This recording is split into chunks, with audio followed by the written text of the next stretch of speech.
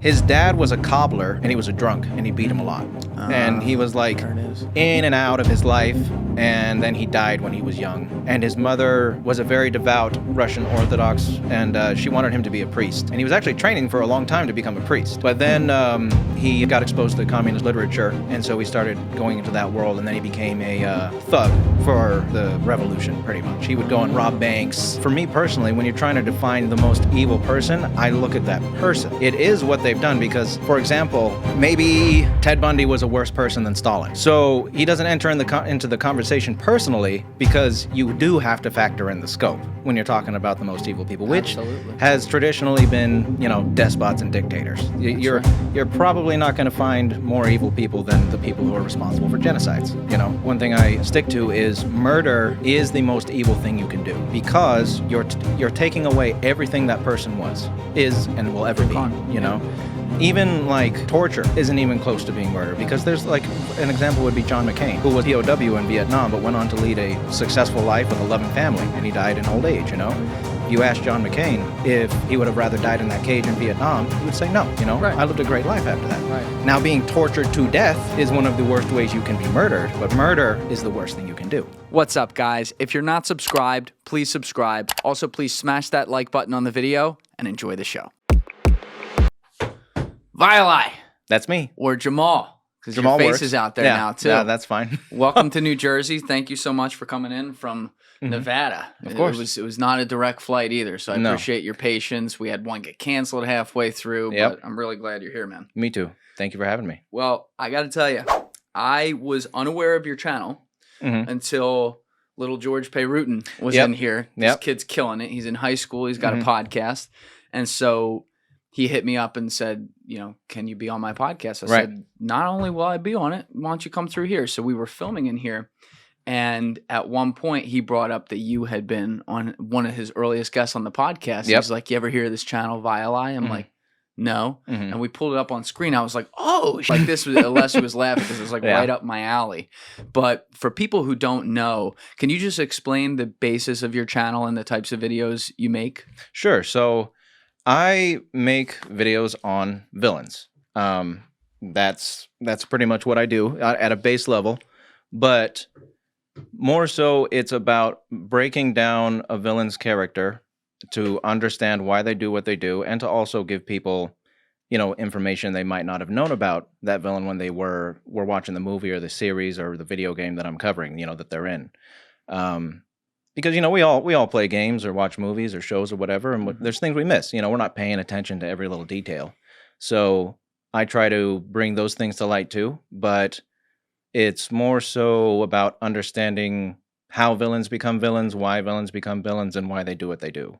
And you break it down for people who haven't seen the videos. Like, this guy goes to the most minute details, like eye movement, how they play with their food. I mean, do you have a psychology or psychiatric background? Nope, not at all. You just where'd you learn all this stuff? I don't know. I have no idea. I just took a crack at it, and it turns out I'm pretty good at it. And I just discovered my talent that way, I suppose. So, do you read a lot of stuff now since you've been doing this for some years? So I was a big reader in school when I was younger. My mom actually taught me to read before we got to school because she's a big reader. So that's awesome.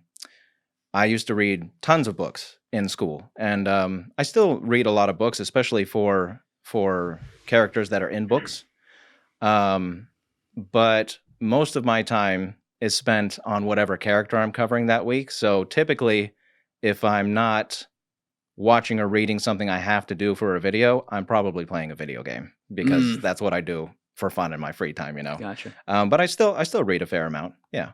Yeah, because it comes across as if you are reading from a psychological textbook on disorders that people have. Well, that's good to hear. When after George was in here, I started going through the playlist, and your number one video was Colonel Hans Landa from Inglorious Bastards, who I'm sure we're going to talk about today. That's a top 5 movie of all time for me.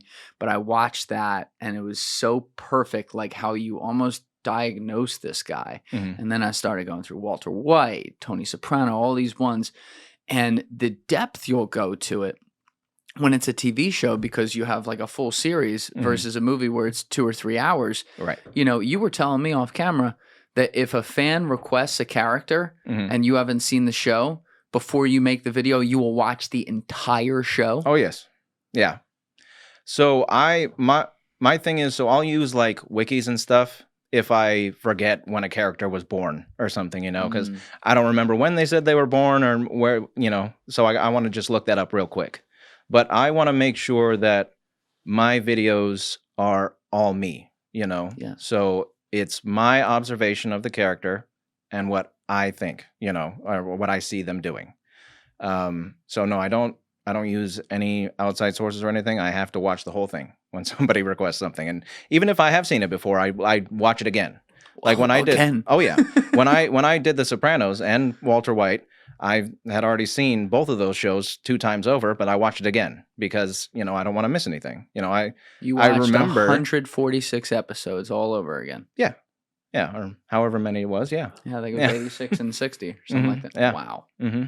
That's amazing, man. I mean, I just, you know, when I see people behind it, like we know what kind of work goes into a YouTube channel. So when I see channels doing the legwork, I just have such an appreciation for it. Well, thank you. Because of what we do here.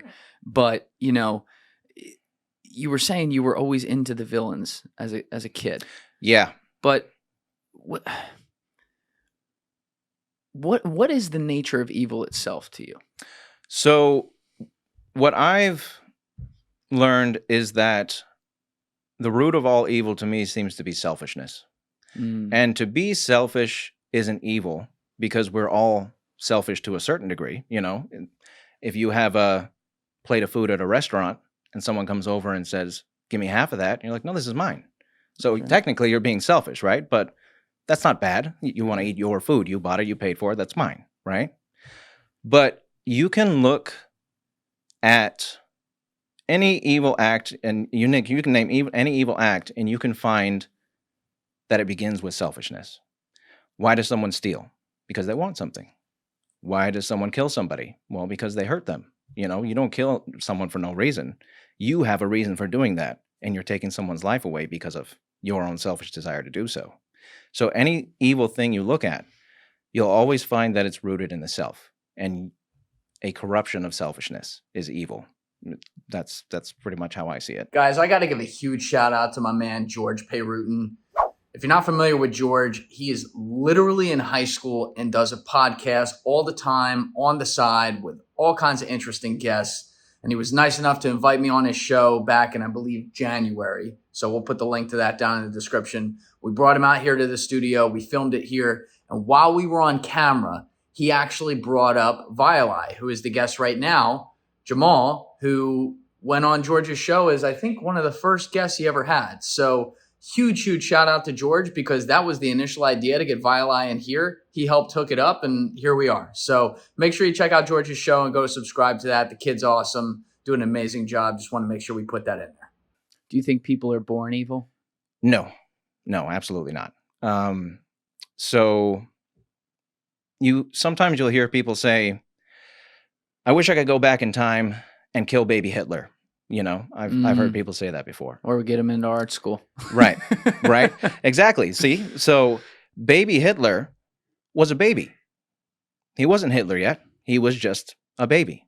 So I would counter, if you want to go back in time and kill baby Hitler, why don't you go back in time and drop baby Hitler in a foster home or an orphanage somewhere, or take him somewhere else? Because if he wasn't where he was at that time, he wouldn't have become Adolf Hitler. He would have lived somewhere else? I mean, he could have, sure. But the reason he became who he was, and here's another thing about most people that are like that evil and like serial killers and things, 99% of the time you're going to find that their childhood was hard in some way. Either they were abused, or they grew up in poverty, or they witnessed a lot of things go on around them. If I remember correctly, Hitler's dad was pretty abusive. His mother, I don't remember the situation with his mother, but there's some things in his life with his mother. So he had that going for him. And then he went through World War I, which that's a whole traumatic ordeal right there. And then his country was destroyed, and he had all this misery going on around him, and people were scapegoating the Jews, and he latched onto that and became who he was. Would Hitler have been exposed to those things in America? Maybe. He might have gone and fought in World War I, but maybe he would have had better parents who treated him better. Maybe he wouldn't have been around people who hated Jews, and then he wouldn't have hated Jews or all the other people that he hated, because it wasn't just Jews, you know? It's the influences you have growing up that make you who you are. You aren't who you are when you're born. You become who you are, you know? Yeah. Another good way to look at that is like the influence your friends have on you, for example, you know? I have a younger brother. Me and him grew up in the same home, same parents. You know, obviously we're different people, so we're going to turn out differently.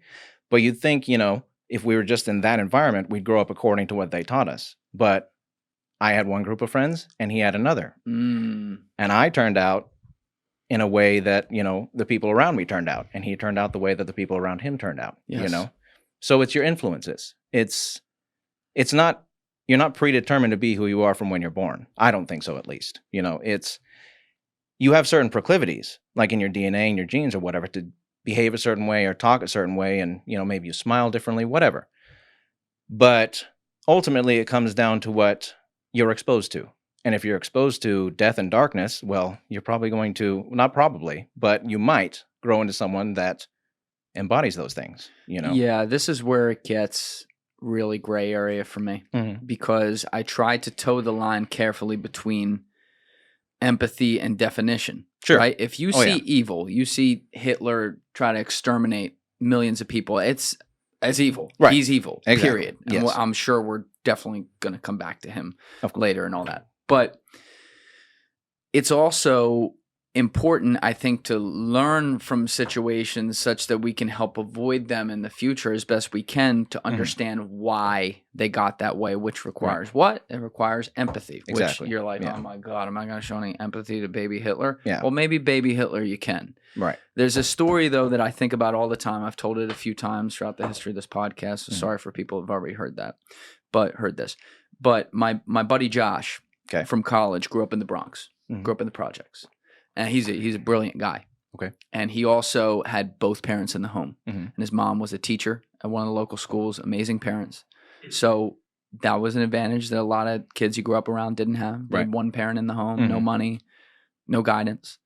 But he was able to work hard and get into a program that by high school, he had the opportunity to go to a public school in Connecticut in like a really good neighborhood. So he would live there 5 days a week and then come home on Friday evenings to the Bronx and go back on Sunday night or whatever. And so one time when he was a freshman, I think it was the first time he might have lived there on the weekends too, but it was the first time he was coming back from the school, whatever it was. And he gets dropped off in the Bronx and he's walking back to his house. And he gets to a corner where he sees a buddy of his who he grew up with. Okay. 14-year-old kid, just like him. And he goes, hey, what's up, man? And the kid looks back at him like, hey, like, not necessarily happy to see him, but not mad. So Josh goes over and dabs him up. And Josh immediately knew what he was doing on the corner. You know, he was slinging drugs. And the kid, and I give a lot of respect to this, the kid looked at Josh and said, you know, how you doing? He goes, good, you know, it's going good. He goes, oh, you liking it out there? Yeah, it's good so far. Listen, Josh, walk over to the other side of the street. This is not the life for you. You stay where you need to go because you're representing us. Right. And literally, he walked across the street. They looked at each other, nodded, and went on their way. Now, that kid, because of lack of choice and environment, I don't know what became of him. He may very well have become, you know, some drug kingpin or something. Right. Selling poison to people where they get killed, which is an inherently evil thing. Sure. But there was a presence of mind in him to know that he didn't want to drag everyone else there with him, and he felt like he had no choice. So how much in that situation does then the evil act, selling heroin or something, necessitate someone who has decided there's no other choice for them versus someone who is truly elitely evil? So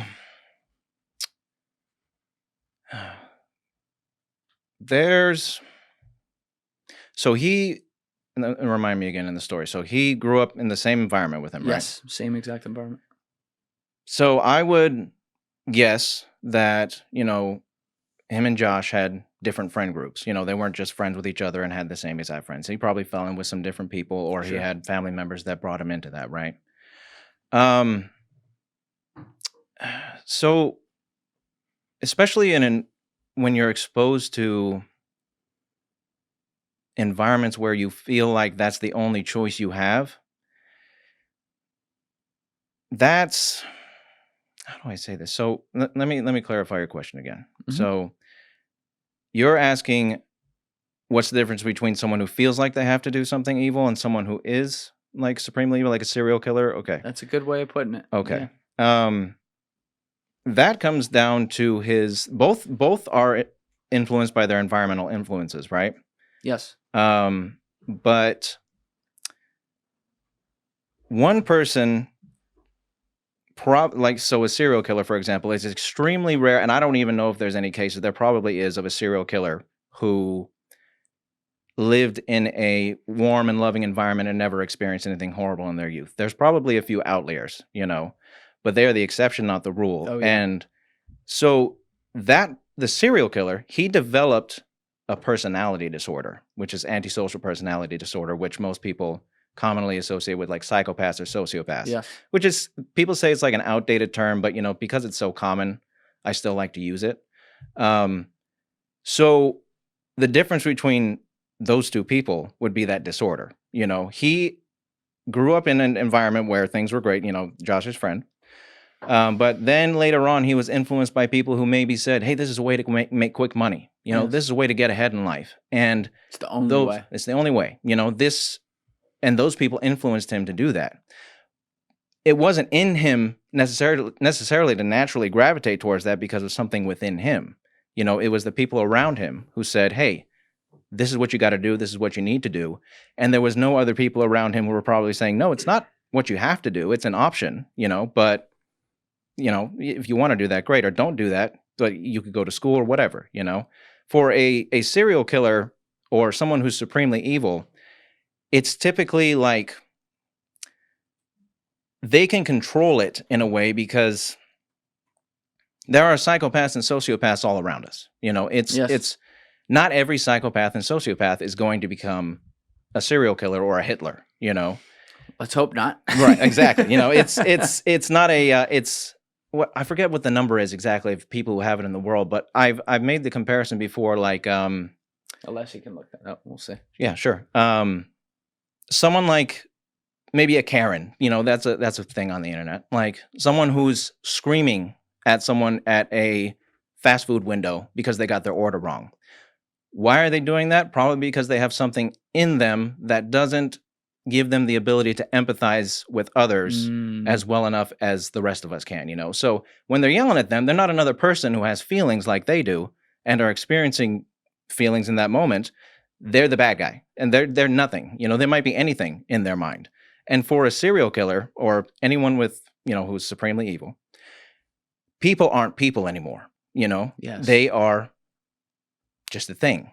They don't recognize that the people they're harming feel just like they do, They just see them as something to abuse and use, like they might have been abused or used. But in your example, Josh's friend, he can still empathize with people. He has friends, he's got family, he's got everything. He doesn't have a lack of empathy. He's just made poor choices, and that those choices he might have felt forced to make those choices. Yes. But it comes down to, he made those choices, but that's not who he is. He could be someone else if he wanted to. A serial killer could also be someone else if they wanted to, but they have these feelings, these urges to just act out these dark desires within them, that might have been inflicted on them when they were kids. Because a lot of times a serial killer, in their motives, you'll see that their motives kind of echo something that happened to them when they were a kid. Yes. Like Ted Bundy, for example, he killed young women. He targeted exclusively like college-age women, and maybe younger a little bit, but in that area, And his childhood was horrible in a number of different ways, but he also had this attachment to his young mother, who was around the same age when he was growing up, I think he believed that she was his sister for the long time because she had him so young that his grandparents passed her off as his sister initially, and then he discovered later in life that it was his mother. Oh, so shit. he had this weird attraction to his sister mother and all this weird things going on in his life, and then that translated into him killing young women. That's some Freudian You shit know what right I mean? there. Yeah, exactly. So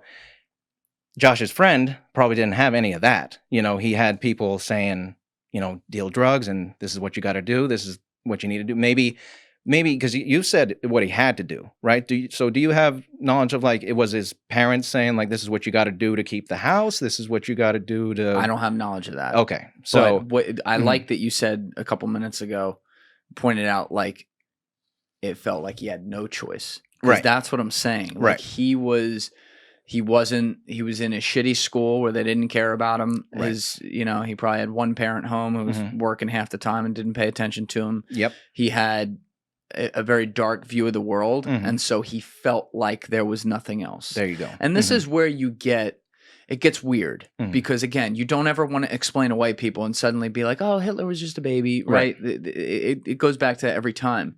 But when you pass a homeless person, for example, on the street, who's talking loudly to themselves, sitting there with their clothes tattered, their almost 1,000-mile stare, like they're not there. They're obviously schizophrenic. There's something else. What do you usually feel? Some empathy. Yeah. Right? Because you're like, and sometimes I'll stand there and I'll actually like take it in and I'll feel like I want to talk with them and help them, you know, but there's so many of them when you see them in the city, it's like kind of impossible to do that. But I feel massive empathy for it because I say that person's unwell. They have a psychological disorder. Guys, if you're still watching this video and you haven't yet hit that subscribe button, please take 2 seconds and go hit it right now. Thank you. So you mentioned other psychological disorders, which are things you also talk about in videos that include sociopathy, psychopathy, or narcissistic personality disorder is another one. Antisocial personality disorder. So antisocial personality disorder is the disorder. So I guess in psychological circles, it's not psychopath or sociopath anymore. It's just antisocial personality disorder. But psychopaths and sociopaths are subsets of antisocial personality disorder is the best way to see it. Okay. We're going to dig into that. Okay. But my question is, why don't we look? I'm not saying we should. I'm just saying, why don't we look at evil people who have a diagnosable, clear mental problem that could be any one of those things, and not have empathy for that and assume it's not them. They're just a passenger in this fucked up body, like a Patrick Bateman, maybe. So I think we should. That's the thing. So one thing I want to say right off the bat is the only reason my channel exists is because good and evil are not black and white. You know, every situation needs to be examined differently. You know, one person does one crime, there's different reasons they did it and different influences they had for doing it. Another person will have another motive, you know? Sorry. So your question about the disorders, why don't we recognize? Why don't we, if we look at the homeless person who has schizophrenia and feel empathy for them, like, oh, they don't even know what they're doing. If there's a serial, let's think of the worst of worst, like a serial killer or like a Hitler who clearly has a personality disorder that is this affliction in that way. Why don't we empathize with that and instead say, oh, they're not evil as a person. They do evil things because they have a fucked up head. So, you know, that's a great question. So I think you can sympathize with the most evil people who ever existed, or empathize with the most evil people who ever existed. You can empathize with the fact that they became evil, that they had things in their life that drove them to that point, and that as a fellow human being, it's a tragedy that they had to become that, they became that person due to whatever happened in their lives. But there's a point where your actions eliminate, and not so much eliminate that empathy, but does it really matter anymore? It matters because we don't want those things to happen again. You know, we don't want people to become these people, and we want empathy to be the rule in the world, and educating people on that, how treating people well in their youth or just throughout their whole lives is the best way to ensure that evil doesn't happen. But once someone has committed evil acts, to that degree especially, it's just not plausible to forgive them. You know, you can empathize with who they are and that they are a human being who went through all this horrible stuff. But go ahead. No, as a clarifier there. Sorry. What if it was you could forgive their spirit, but hate their body? You understand what I'm saying? Sure. Hate and I'm not saying this is true. I'm just playing devil's advocate here with things. What if it's because they have that affliction, they literally know not what they do, right? Could you be like, well, they don't know what they're doing in their heart because they don't have the ability to know. But the thing, that body right there that's doing this thing, we're not forgiving that. We hate that. Maybe. So I think if I'm getting you correctly, we're getting real meta around here. I'm just, what was I going to say? I lost my train of thought there. That's okay. I do too. Man, I'm sorry. Say your question one more time. No problem. So if someone is doing evil stuff, can we forgive their spirit that knows not what it does versus their body, which is the organism that is doing this against their own free will, technically? So that depends on what you believe, honestly. But I think that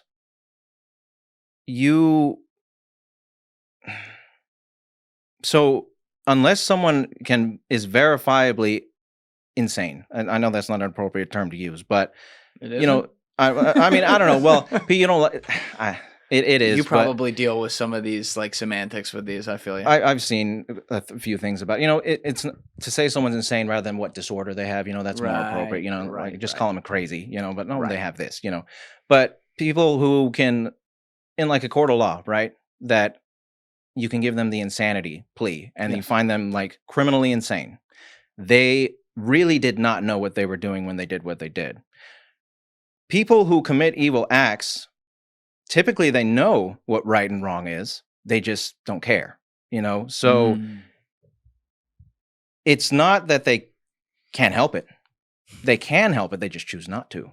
And that's the problem there. That's where what good, I think, defines evil is in willing choice to ignore what's right and choose to do what's wrong.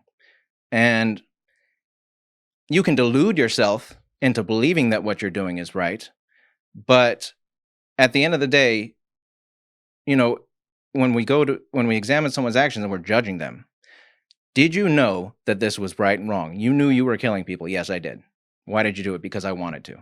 But you knew it was wrong. Yes. You know, it's a choice. It's still a choice people make, even if they have a disorder. Because like I said, antisocial personality disorder, I'm sure millions of people have the disorder, right? But not every one of them kills people.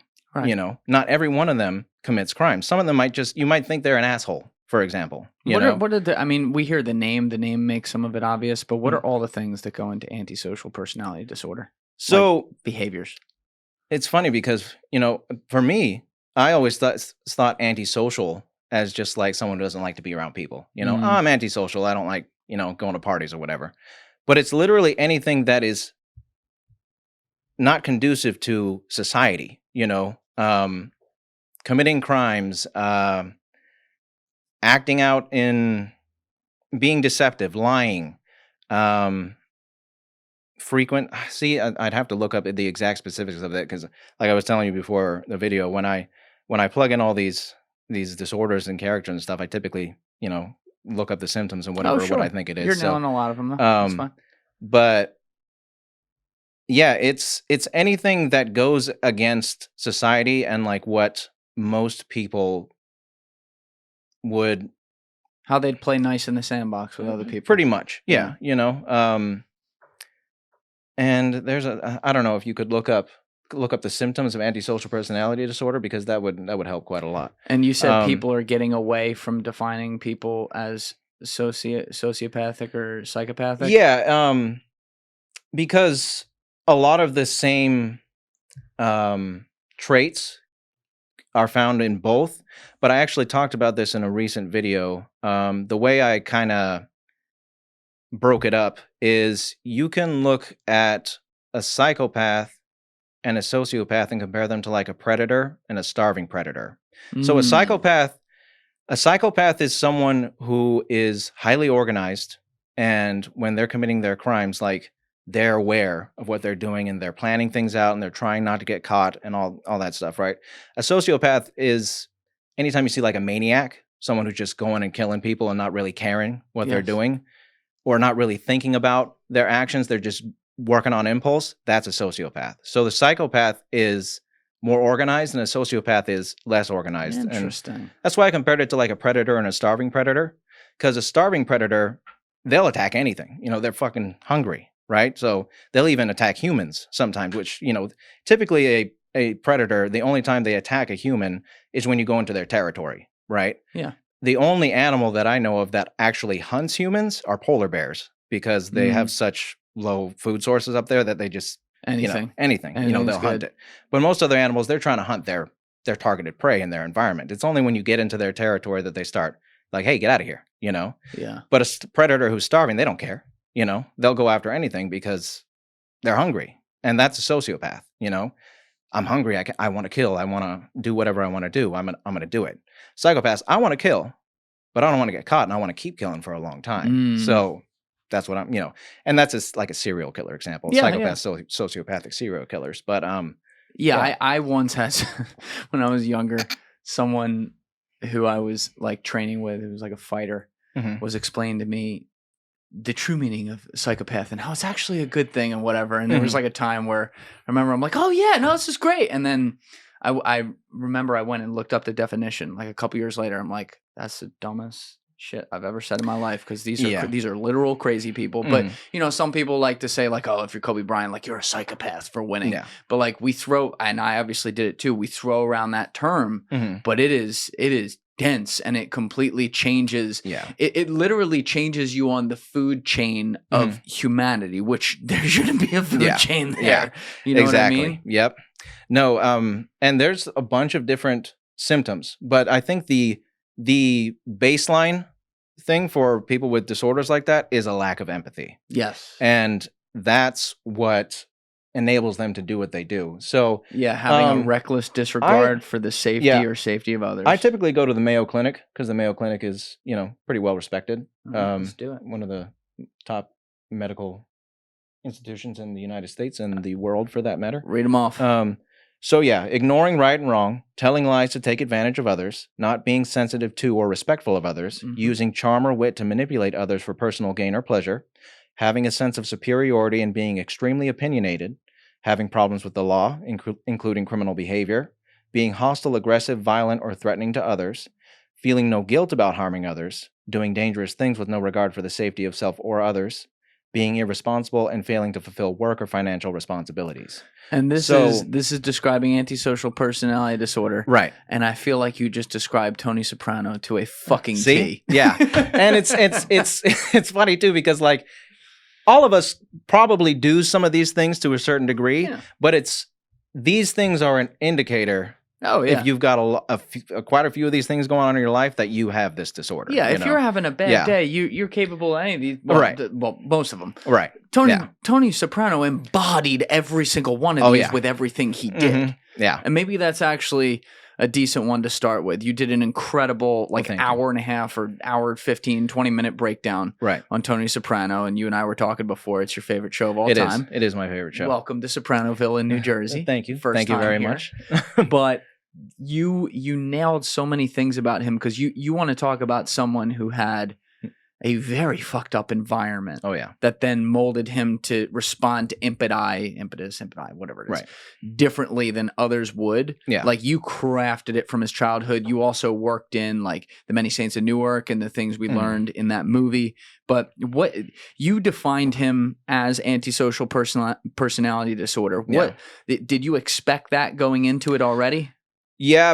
So I had already done a few videos on characters who have antisocial personality disorder. I was kind of expecting him to be have have narcissistic personality disorder, which is a little different but kind of similar. How so? It's a narcissist is like narcissistic personality disorder is they're more so just worried about themselves, you know, and they might not be necessarily violent all the time or have these strange impulses to like, you know, I need to go out and kill people because I like how it feels. Right. Like they'll just kill people because, you know, I'm thinking about me and that's what I got to do for me in the moment. You know, I'm so obsessed with me that I don't care what I do to other people. So I thought he was going to be more so that, and the reason that video actually ended up being so long compared to like Walter White, which is about the same like season length. Yeah. I think that maybe about it's a like season 60 less. versus 86. Yeah, but yeah. Same difference. But Tony's such an interesting one to go through because he's going through therapy the whole time. Yes. You know, so I looked at every single therapy session and I had a lot of help from Dr. Jennifer Melfi, you know, shout out to Dr. Melfi for that video. But yeah, Tony's a great example of someone who is pretty ingrained in his life, you know, like all of his influences growing up were gangsters, you know? Yes. And so Tony is clearly capable of being a family man. You know, he's got a family, he's got a wife, and he's got 2 kids. And when he's at home, they typically have a good time, you know? He's nice to his kids, and he can be nice to Carmela, even though they fight all the time. But it's very ingrained within him to be who he is. But Tony is clearly knows what right and wrong is. You know, it's not like... You think so? I think so. Oh yeah. He, for example, you know, most people in the mafia, right? They had a rule about not killing civilians. Yeah. You know, they only killed people who were in the criminal game. Right. And why? Because one, they signed up for it. Well, no, why don't they kill the civilians? Because one, sure, it brings heat on them, right? But it's also not right. You know, that person is an innocent person. Mm. They view the people that are working with them, they're not innocent because we agree that we're all in this game together. And now you're no longer innocent. You're part of it. And if we got to kill you, we got to kill you. If you got to kill us, you got to kill us. It's fair game, you know? But the people that aren't in the game, they're innocent people. So they can recognize that we shouldn't be killing innocent people because they're innocent. But these other people aren't so innocent, so we will. They know what right and wrong is. But do you think that's more subconscious based on the rules of the game that they're in, that they're taught when they're young? They're like, oh, this is just how we do things, versus they actually can tell the difference? You know how like someone can be, you can tell someone to repeat something over and over again, then they repeat it and they have it memorized, but they may not actually embody what they're saying. They're just repeating what you said. Yeah. I mean, I don't know. It depends on a case-by-case basis, I suppose, but they know what right and wrong is. It's more so just a willingness to ignore it, I think, is as how I see it. You know, they're aware that what they're doing isn't looked well upon by the rest of the world, but they don't really care. You know, they're aware that people don't like being beat up or stolen from or killed, but they don't care, you know? And I think, I don't know, it's tough. That's honestly a tough one. It's maybe they do, maybe they don't, you know? Well, if you look at the basis of the series, David Chase, who obviously did a brilliant job, the initial pitch for himself of what he was doing is he wanted to write a show about a depressed man who's in the middle of a midlife crisis,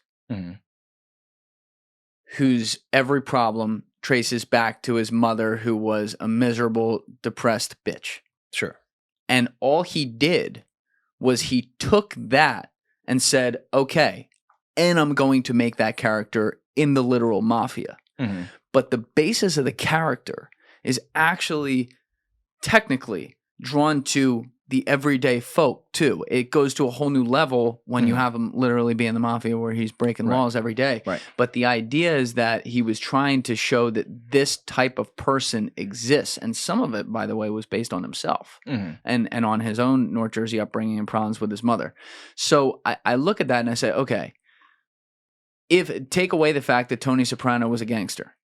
Let's remove some of, therefore, maybe the killings he would do and stuff like that, like the most gangstery of the gangster stuff. Right. Remove the fact that his literal business is a crime. Mm-hmm. Let's say he actually just worked at Barone Sanitation and ran that. Right. Or maybe he had to kick up money to some gangsters who told him what to do. Is he still that person without the mob? I don't think so. No. No.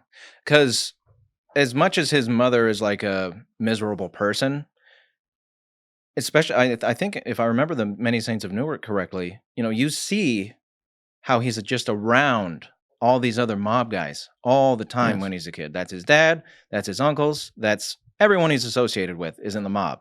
So to take out the mob stuff for Tony, that means you'd have to take out those influences. And with those influences gone, why is Tony going to be a mob guy like he was, Right. So I don't think he would have been that person if he didn't have those influences. But forget being in the mob or not in the mob. Assuming he's not in the mob, like the psychological way that he ended up.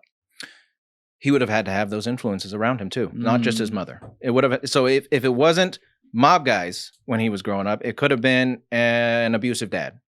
It could have been a group of friends who, from an early age, who all had different abusive parents or whatever, that got him into that stuff. It could be that he was living in an environment that was extremely impoverished, and on a daily basis, he witnessed suffering, and that really changed his mind, his psyche. One of the ways I like to look at it is if you look at a kid who grew up in the suburbs with a loving family, mom and dad, a couple of brothers and sisters, they played with each other on the weekends, they did sports, board games, whatever you want, and he did good in school. His parents, let him be who he wanted to be. And then you got someone in an impoverished environment with parents who are committing crimes, who are abusive towards each other, abusive towards their kids. Right. The people around them are doing all these things too. Well, that person's going to turn out like those people, and not necessarily like those people, but they're going to turn out.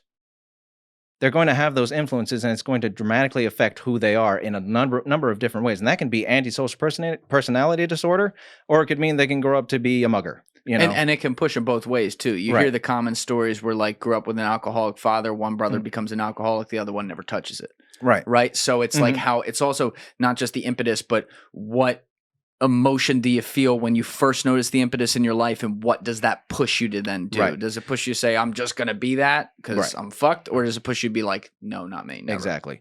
It definitely depends. So maybe that's something that can tie into what you were talking about earlier. It definitely depends on what kind of person you are, because we all speak a different way and think a different. Like if I see this red cup, and you see the red cup, the first thing you might notice is the rim. The first thing I might notice is the dots on the side. Sure. Our minds just work in a different way. There's things that we see differently. We're seeing the same thing, but we're looking at it in a different way. And in the same way, people generally, without disorders, they feel the same way about things. Like when I'm happy, I'm happy. When you're happy. But your happiness, I'm not in your mind. Your happiness might feel different from my happiness. And me seeing one thing might be different from you seeing one thing. So yes. Two kids in the same household, one might grow up with might develop antisocial personality disorder, and the other one might not. You don't know, because they're different people, and they feel things different way, and they absorb things a different way, and that can make them turn out differently from each other. If you look at the video you did on Tony, though, one of the things that stood out to me about the narcissistic side to him is the dichotomy you made with humans and animals. So we see throughout the series, the very first episode starts with the ducks, and he's so excited about them because they fly and land in his pool, and he loves them. And then he later owns a horse, and he'll sleep in the horse's stall when it's sick because there's a little boy in him, right? Which also has to be said, Jim Gandolfini brought alive so beautifully. He does have those moments. It's great. But what makes a guy like that with these disorders, you pick your list, love something so alive, like an animal, like a horse or ducks, and have complete disregard for the alive things that are most like him? So for narcissists especially, because there's another great villain, Daniel Plainview, from There Will Be Blood. Oh yeah, duh. Yeah. Right. I was like, where did I know that? He might have, I think I might have said he has narcissistic personality disorder in that video. But even if you want to take away the disorder, he is a narcissist. Yes. He loves himself and what he's doing. And one characteristic of narcissists is a lot of them really like little kids. Like they love when they have a little son and they want to play with them all the time. But as soon as they get old enough to have an opinion, that's when things get different, because they can't control them anymore. Oh. They're not something innocent and impure anymore, and they're not going to do everything that they say. They're going to be defiant and everything, They and in the movie you can see that Daniel loved his son when he was a kid. He loved his son. He did a few things that harmed his son, put him in harm's way, but later in life his son was nothing. Dad, I want to go and work and do something else. Wow. Well, you're nothing anymore. Get out of here. You're not my son. I don't have a son, And so it's that attraction to the innocence, because they're not things that can hurt you. They're not things they can hurt you, an animal could bite you, but it's cute. It's innocent. It's not going to say no. It's not going to scream at me. It's not going to hurt me. I can pet it and it's going to be nice to me, And that's the way a lot of it's. So Daniel Plainview in particular, he's a narcissistic parent, is what they call it. Is when his kid was young, he loved him because he was an extension of himself. He did what he said. He was fun to have around. And then as soon as he started getting older, well, he's not so fun anymore, because he's his own person now. He's not my thing, I've seen that a lot. Yeah, I actually right there. I have seen a lot. I have experienced it. Is myself. So it was funny when I don't know. I don't know if he watches so I don't talk to my dad anymore. We just don't have. Sorry to hear that. It's all right. It's funny. What is your background, by the way? Like what nationality are you? So I can't place it. My dad is from Syria, and my mom is just a white girl from California. Good combo. Yeah, she's got Irish in her and English and Dutch. And actually, funny, my mom's family there were Mormon for a long time. Some are still Mormon, but not so many. And my great something or other grandmother was the first Mormon convert in England. So there's a statue of her somewhere in England, apparently. So reach across the pond. Yeah. But you were saying you don't have a relationship with your dad. No. So it was always kind of contentious when we were younger. And he moved to Bolivia when I was 13. And shortly before that, I had actually written a note to him, and because I was scared of him. I was scared of my dad quite a lot. He had anger issues, and he was quite, he wasn't physically abusive, but very verbally. Like, he was a very scary person to me when I was younger. What do you do for a living?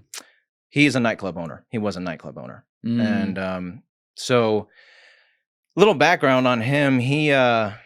He came here, I think it was the late 80s. He came here, and he jumped ship in Texas, and then he came to Reno to be with my uncle, who already had a nightclub.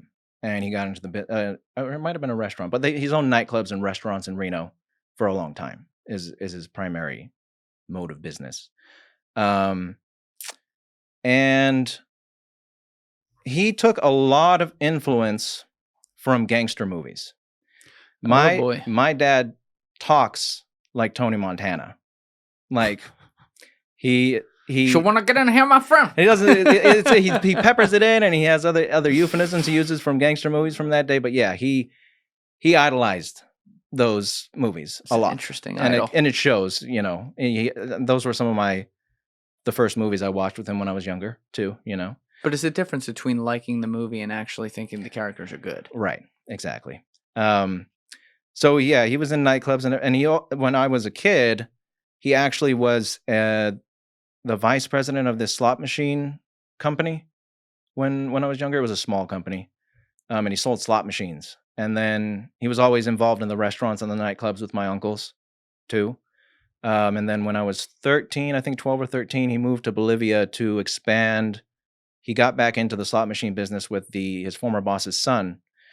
And he moved to Bolivia because they were expanding in South America, and he was going to be their guy down there. And shortly before he had moved, I don't remember exactly what happened, but I remember writing a note to him saying I didn't want to see him anymore because my parents had been divorced at that time. They were divorced. You were 13? 12 or 13, 12. Yeah. And so you already had that presence of mind to be like, I don't want this person in my life. Yeah. And that's a young age to come to that conclusion. Yeah.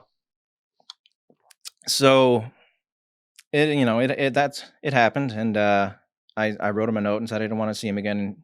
He never called me or anything after that. And then later that year, or maybe the year after that, he moved to Bolivia. And I didn't talk to him for 3 or 4 years, I think. And then my uncle invited me over to like a dinner, and I didn't want to go initially, but I missed him, and I missed my cousins and stuff because I was afraid they were going to make me talk to my dad, but I went anyway. And my one uncle, who was kind of a dick, to put it lightly,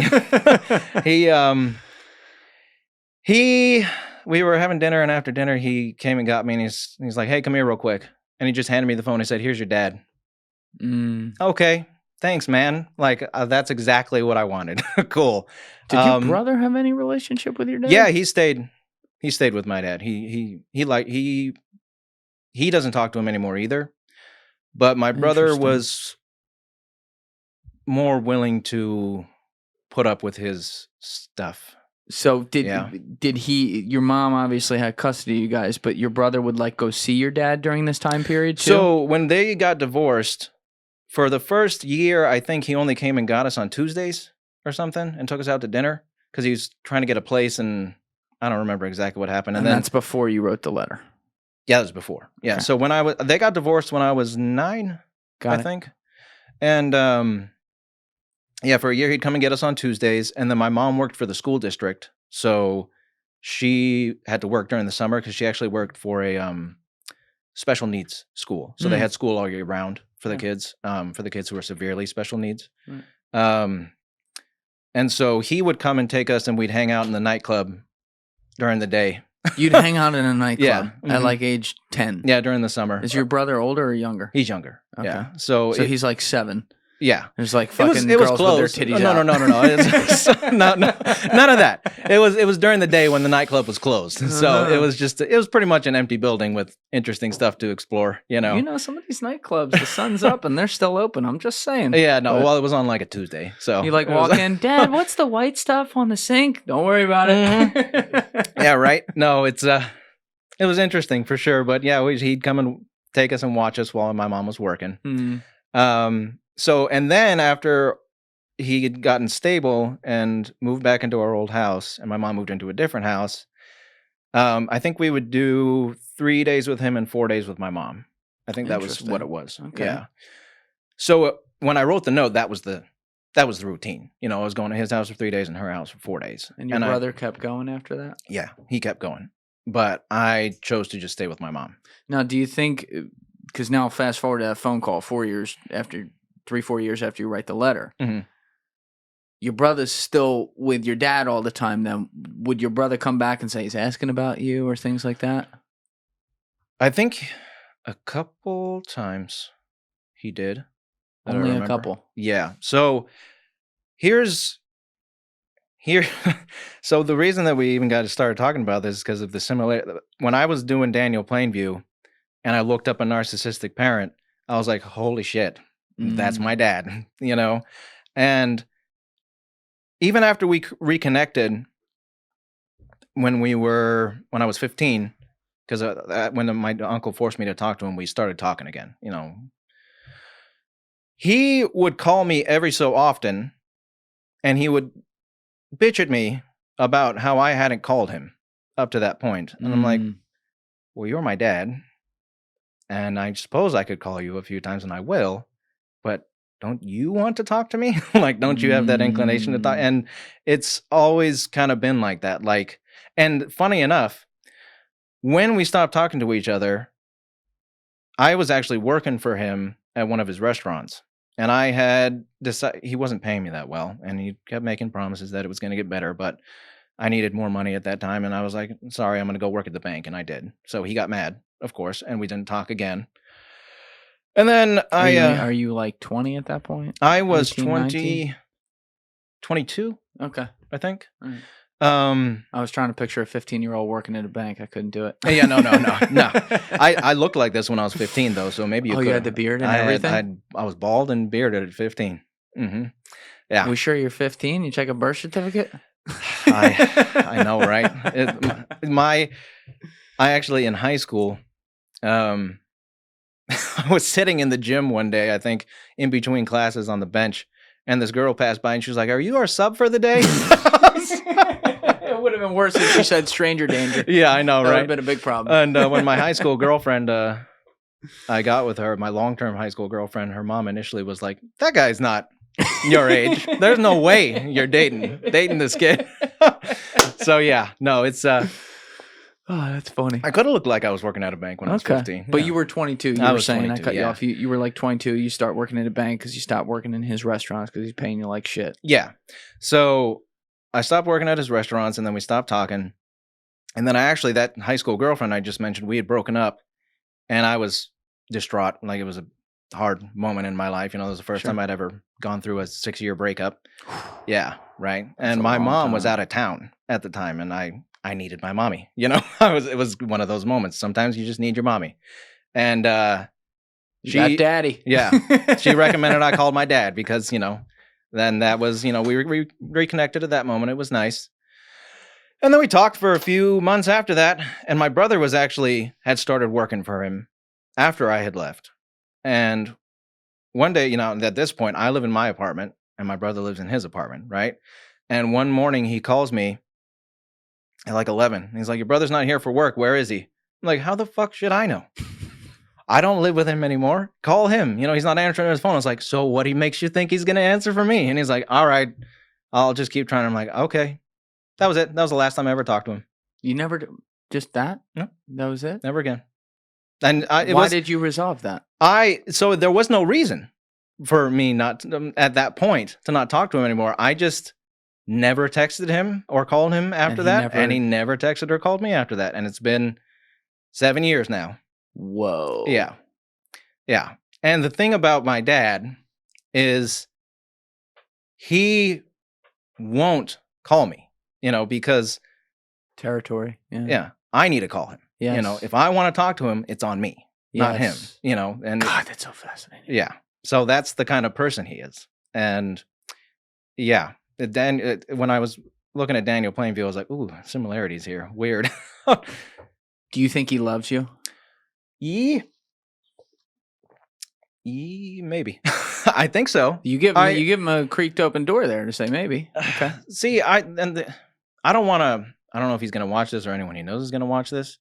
I'd like to clarify that there were some bad moments in my childhood, as you could probably tell, but he's not the worst person on planet Earth, and I know people have had it worse than I have, you know.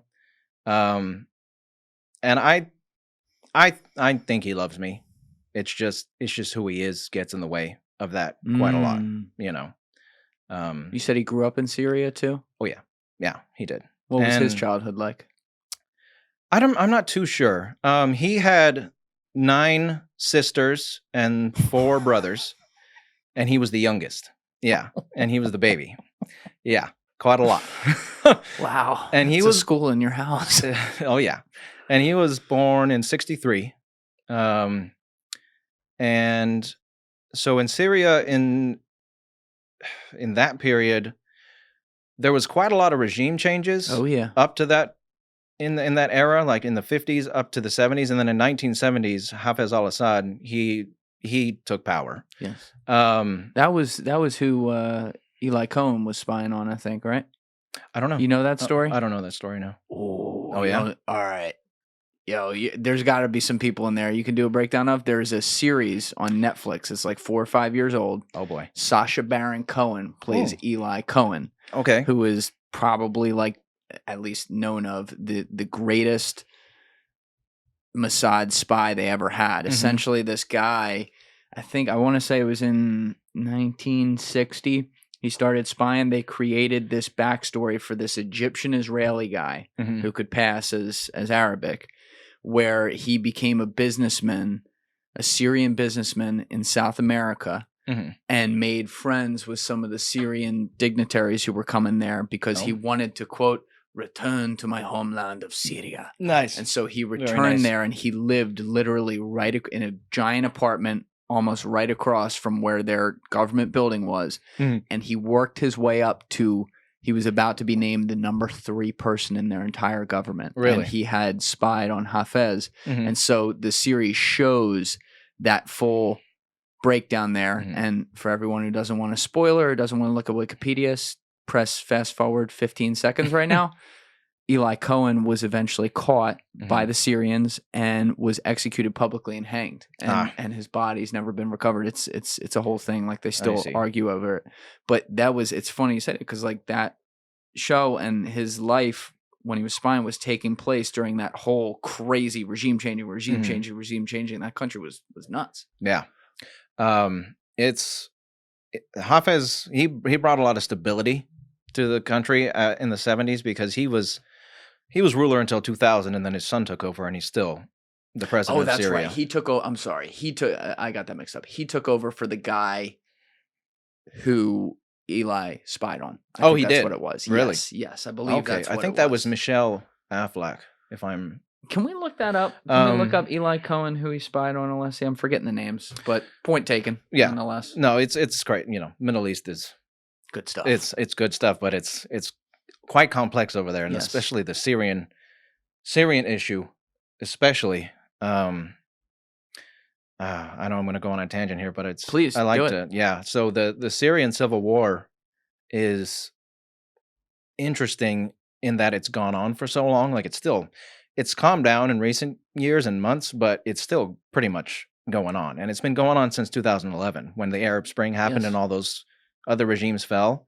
And the reason that Syria has been so resilient is because the Assad family is part of a religious sect called Alawites, which it's a subset of Islam, but they also have like mysticism in it and like weird pagan practices. I don't want to say weird, but because it's just what they believe, But it's different from Islam because they have these different beliefs factored into it. That's why it's a subset. But most of them live in Syria, in Lebanon, and a few in Turkey.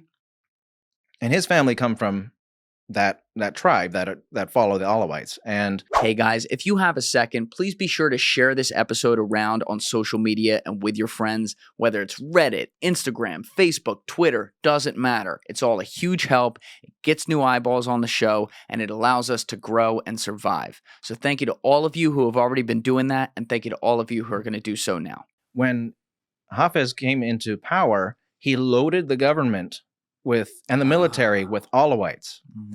So the reason the Syrian civil war has been going on for so long is because this minority who's in power have been able to convince the other minorities that are in power with them that we need to hold on as best as we can, because you guys are going to go back to being number 2. We got our hold, and you're all in it with us. So, and then you also have a shit show of all these different like terror factions who operate within the country, and it's like the Spider-Man meme. They're all like they don't like each other. Yeah, like Al Qaeda doesn't fuck with ISIS. Right? Was Al Nusra Front a part of Al Qaeda, or was that a separate thing? It was. I think it might have been. It might have been separate, or there might have been like a representative of Al Qaeda or something. It's way. Right. Yeah, like there's a million of them in there, and Syria is just like. It's this country, you look at it on a map and it technically has these borders. Right. But I always get so confused because there's like Damascus and areas of the country that are controlled by the Syrian government. And then there's Mad Max Fury Road areas that have like, I don't even know if they pay taxes. Yeah. Like, why are the borders even outside of where they are? You have areas, I think, even where the Kurds still are and stuff like that. It's like, it's a shit show. Yeah. My buddy Joby Warrick, who's going to be back in here soon, Where's Iran's nuclear program these days? I'm really concerned about that, and I've been watching it for, about 15 years. And for the longest time, the concern was that, well, Iran says it doesn't want a nuclear weapon, but gee, they're sure accumulating a lot of fissile materials, the stuff you make that explodes in a nuclear bomb. In the last 3 years, we've seen a pretty big change with the Iranians. They're now making not just the low-enriched uranium, which they were pretty good at making, the stuff you could put in a nuclear power plant.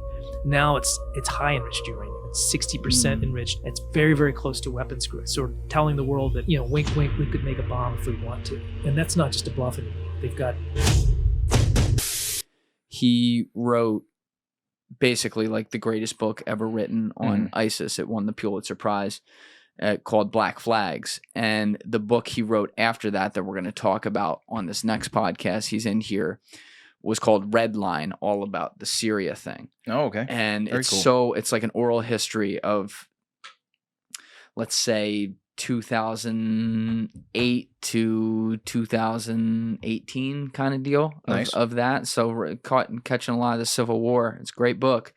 But, when I read that and saw this picture, I was like, oh my God, like, we have it so good here. I already knew that, but look at all, you don't even know when you make a left turn if like that's some other tribe that wants to shoot you. It's crazy to me. Yeah. And that's the reason that the Civil War has gone on so long and why the other regimes fell so easily, because the people in the government and the military, they were like, whatever. Yeah, this is what the people want. We're not going to take this any further. We don't really care about you that much. But in Syria, they're like, hell no, we're not going to let these people take what we've got, So it's pretty much a gigantic mafia in the Syrian government and military. Is just, it's stacked with Alawites, and, being an Alawite is fine, but they've abused their position and made it into a hellhole over there. How old was your dad when he came to America? I think he was, he was 27 when he had me. So he had to be like, I would say like 22, 23. So he spent all his formative years in Syria. Like, did he have siblings die? Were his parents abusive? So only thing I really know, I don't know if they were poor. I think they might have been middle class over there, what their middle class is. He didn't have any siblings die when he was younger. He did mention that he used to get in fights a lot because he's kind of short. He's short. So he used to be picked on a lot. Put a pin on that. Yeah. And he grew up scrapping a lot in the streets is what I got from him. Like, he was always fighting when he was younger. And then when he turned 18, so in Syria, like a lot of countries with dictators, you have to do like 2 years in the military when you turn 18. Yeah. And some countries without dictators do that too. I think South Korea does the same thing. Israel does that too. Yeah. But their 2 years in the military is not a fun experience. Like Israel and South Korea might not be such a big deal, but in 2 years in the military in Syria, my dad's brothers, they had already gone through it. And my grandfather, he didn't want him to go through it. He didn't want him to have to be in the military. So he sent him away to go to college in Egypt. Ooh. And because he's a draft dodger, he's never been back to Syria, and he probably could go back if the government changed, but if they go back, they got his name on a list, and if they're nice, they'll throw him in prison for the rest of his life, but they'll probably put a bullet in his head if he goes back. Whoa. Yeah. So, yeah. Okay. So you have a limited knowledge of his. I take it he wasn't the kind of guy to tell you about, let's sit around and talk about my childhood. Nope, not at all. That dude. Yeah. But some of your uncles and stuff obviously like are his siblings. So right? Or I use the term uncle. They're his friends. Yeah. So what about, did the other siblings come over here? No, he's the only one. Only one. So they're all still in Syria. Yes. Mm-hmm. Yeah. I think some of them have moved to Turkey at this point, but yeah. Okay. Mm-hmm. For the sake of our argument, same shit. Like they're over there. Right. There's a lot going on with your dad here. And you also, I have to bring this up, but like you mentioned, he's short. So I wouldn't have guessed because you're not short. He's not that short. I mean, he's like 5'5", I think. That's pretty short. Yeah. Because like, here's one thing. I'm 6'1", so I'm not, I'm not like really tall, but I'm not short. So I don't know what that is. But if you look throughout history, some of the raging narcissists and the people who cause shit. I think we'll talk about my friend Matt Cox at some point today, but I thank Matt Cox for really pointing this out to me because he's a short guy who is, I call him the greatest mortgage fraudster of all time. You know, for some reason, the short guys get it in them. They have this short man complex and they take it out on everyone else. Not all short people, I'm not saying that, but like some of the worst people, they weren't exactly tall. Yeah. You know what's funny? I didn't think about this until we started talking about it, but why is there even a short man complex? Because people treat short people differently. If people didn't treat short people in a weird way, then short people probably wouldn't develop this complex. That's probably a naive thing for me to say. What's one thing going on that I don't know if you see this online, but something that I see constantly is people posting like conversations with girls on Tinder and being like, you got to be over 6 feet or I won't date you. Yeah, that's true. It's being short has always been kind of the short guy, the pipsqueak, Okay, let's stay with that though. Yeah. That's a female thing, right? So psychologically, why do men exist? Well, in this case, the heterosexual men in that way, but you could say this about homosexual men too, vis-a-vis other men. Yeah. There's a desire to impress the potential mate. Right. So if you are short and enough women who are, at least average size, 5'6", 5'7", 5'8", which is a lot of women. Right. They don't want to fuck with you because you're short. Yeah. There could be a power, I'm thinking out loud here, there could be a power complex that says, well, fuck you, I'll show you, I'll take over the world and you'll fuck me and suck my dick whenever I want. Yeah. But there's also too, not so much when you're an adult, but short kids get picked on a lot in school, bullied. That's true. Like the pipsqueak. Like I knew a kid who was always short in school, but he had this great personality. He was funny and he could just make jokes and he was really energetic and stuff. But then you look at a short kid who was kind of introverted and didn't really have a voice for himself, and he got picked on. He's a short kid, the pipsqueak. That I can bully and I can give me your lunch money. So then when they get older, they got this complex. I got to prove myself. I got to be the man. I got to be strong. Right. Give it back what I got when I was a kid. And as much funny you mentioned, short people are some of the most evil people who ever lived. Stalin. I think Stalin is the most evil person who ever lived, and that's my. It's not like a hot take. It's not like it's not a so controversial opinion, but most people like point to Hitler often when you're like in the running for most evil people. But Stalin, he was a horrific person. And let's go to this. I'm glad you brought this up. I want you to unpack this, and I actually want to shout out little George for saying this. He was pushing you on doing some real historical figures too. I am going to second that hardcore. I think you totally should because of what you do, breaking down fictional characters. Like you could easily break down so many people in history. So outside of that, though, how would you define Stalin beyond just, you can define also the most obvious things, but what made him evil? And for people who aren't as familiar with the reign of terror that he oversaw, maybe you could fill in some blanks there too with some of the things he did.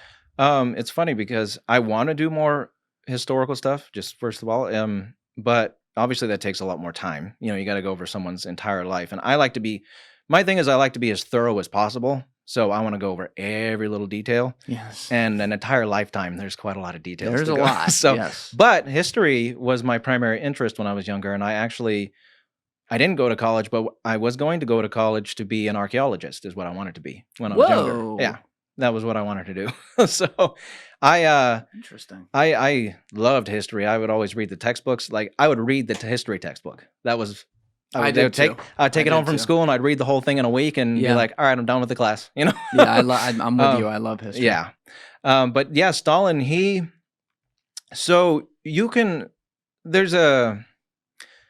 for some people, numbers might be the big indicator of who the most evil person is, for example, right? So if you want to go by numbers, then Mao is the most evil person who ever lived because he is responsible for leading the regime that caused the most deaths, But if you went by percentages, it'd be Genghis Khan, right?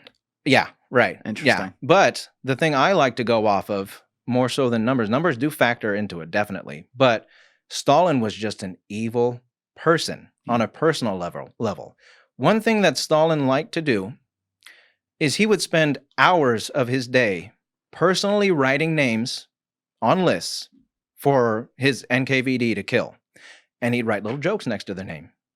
This guy, all right, and then he'd give the list to Beria, whoever, Yezhov, when he was the head of the NKVD, and he would say, "Tell me if this one falls funny," like what tell me, I don't know, like jokes, like if he particularly hated some person, he'd write something demeaning about them, like this guy's got a big nose or something, right. Just something, kill him, he's a piece of shit, and this is why, here's a little joke about him.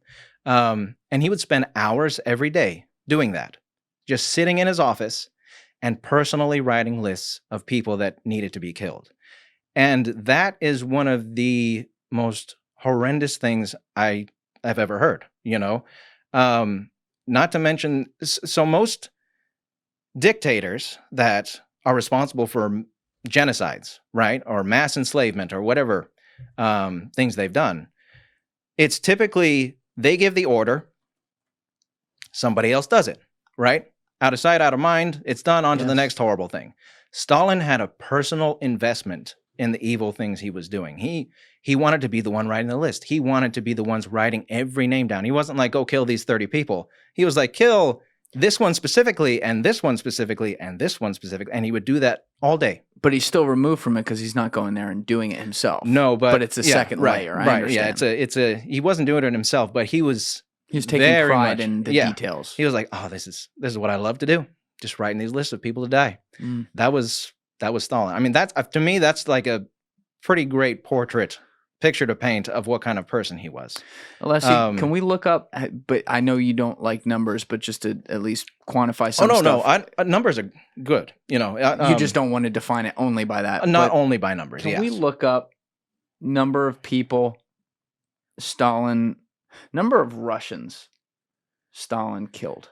Yeah, that's a good one. Because he had pogroms, Make right? it, I don't know, it might be a little unclear.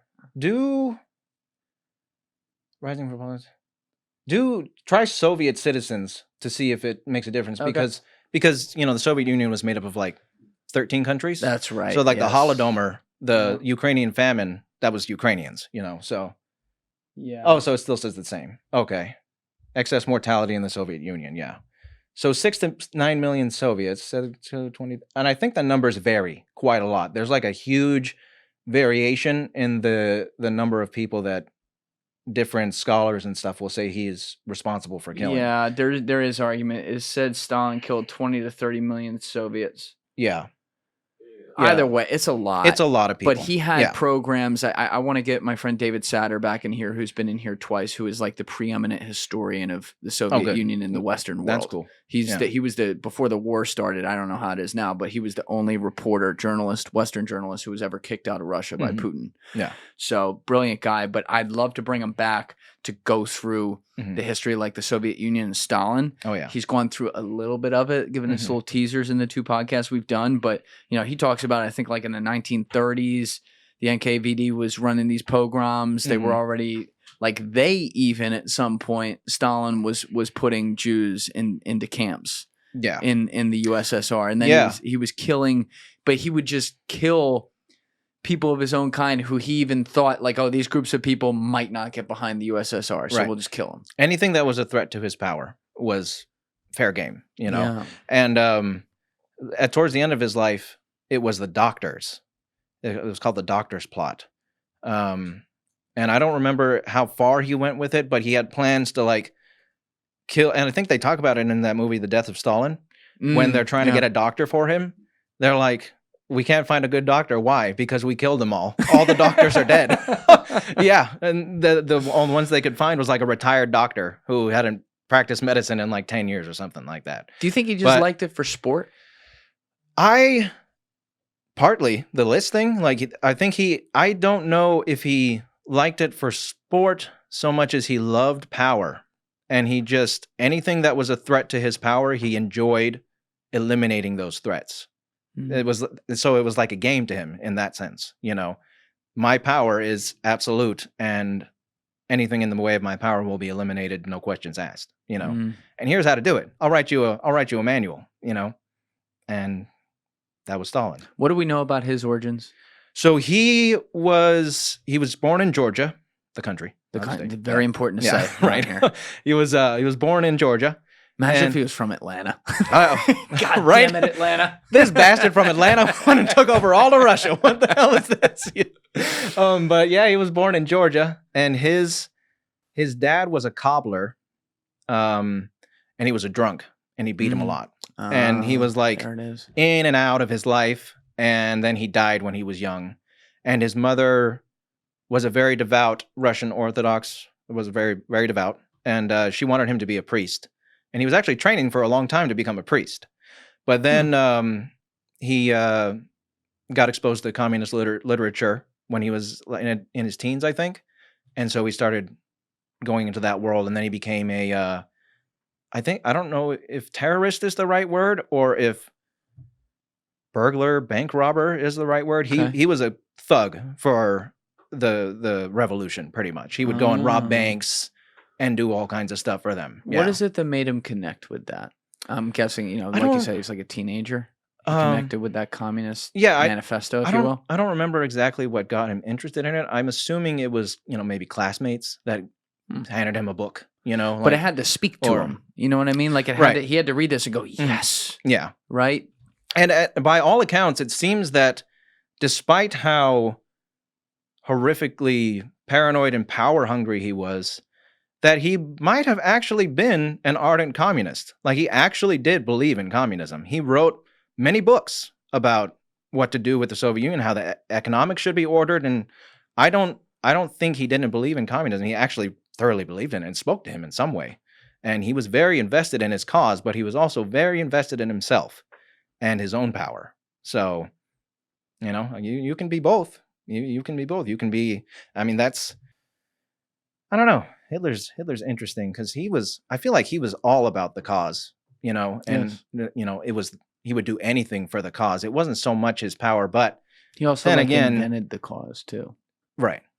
Well, I believe he joined the Nazi party. Yeah, but to an extent, like what it technically, I believe that's correct. But correct us in the comments. I know some of you are like great historians, seriously, of like some of the World War II stuff. So correct it. But essentially, like he molded that party around him. Not to say Stalin didn't mold the USSR around him. Yeah. He did.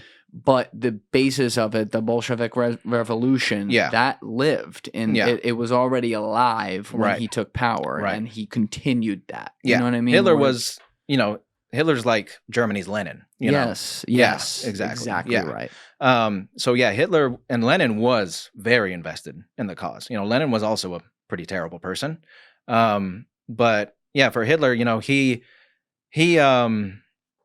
I'm sure he wasn't too keen on people taking the seat from him, but his primary concern was the glory of Germany. Stalin was like 50-50, 40-30, 40-60, half of it's, we got to do it for the revolution, but the other half is I'm the king, and the king will be the king forever, no matter what. Yeah. Yeah. I said something really naive like 10 minutes ago, 15 minutes ago, and then we got off it, but it's relevant to bring it back for Stalin. When you said like short people are treated differently, I'm like, really? Why? Oh. I wasn't thinking about as a kid, especially. Yeah. I wasn't thinking about the female angle either for a second. That was a bad mess. But like I wasn't thinking as a kid because I don't give a fuck what height you are. I treat everyone the same, right? Yeah, most people I think do that when we're adults, but we are formulating all our psychology when we are a kid, and you're 100% right. You get picked on. This guy, though, in addition to being short and probably having to deal with that in some way with the other kids and whatever, the fact that his dad beat him. Yeah. It's a common one. Oh, yeah. But there's a power dynamic there where you're like, oh, you want to beat me? Right. Oh, I'll show you, you motherfucker. Right? Like you clearly have such a good zen for yourself with your own father, who I guess it wasn't like that. But, like you were able to, at 13, say, I don't want you in my life. Yeah. Very maturely. And like you're a very mature guy now who understands and can kind of diagnose what your father's problem was. And what I'm getting at is you have dealt with this in a very healthy way. Oh, thanks. Which, you deserve a lot of credit for. Obviously, like Joe Stalin did not. No, it's so there's a response to that. There's another leader we can talk about later too, but that seems to be a lot of the formulation there, even before he reads like the Communist Manifesto. Like, yes, I agree with this. It's that's a good point to make, though. It's primarily you can blame how people are treated. No one should be treated poorly any time in their life, but especially when you're a kid and you're trying to formulate someone into a person, because that harms them significantly. But it's also their response to it, because like we said earlier, one kid in the same house getting abused can turn into a serial killer, and another one can be a charity worker, Correct. It's their response. But it's not, you can't blame their response. It's not their fault that they responded to it that way. It's their fault that they had to respond to it like that. They are that person who responds to stimuli in the way that they responded to it, but they should never have been exposed to being beaten by their father or on, some, capital or hitting your kids. It's a big debate now, but beaten by your father unjustly, especially, coming home from the bar and, oh, you're looking at me funny, wham, that's, no one should have to go through that. Or watching your father beat your mother. Or watching things too. Yeah, watching things are a big deal. Real quick, we're not done this topic. I just got to go to the bathroom real fast. That's fine. So we'll be right back. Okay. All right, we're back.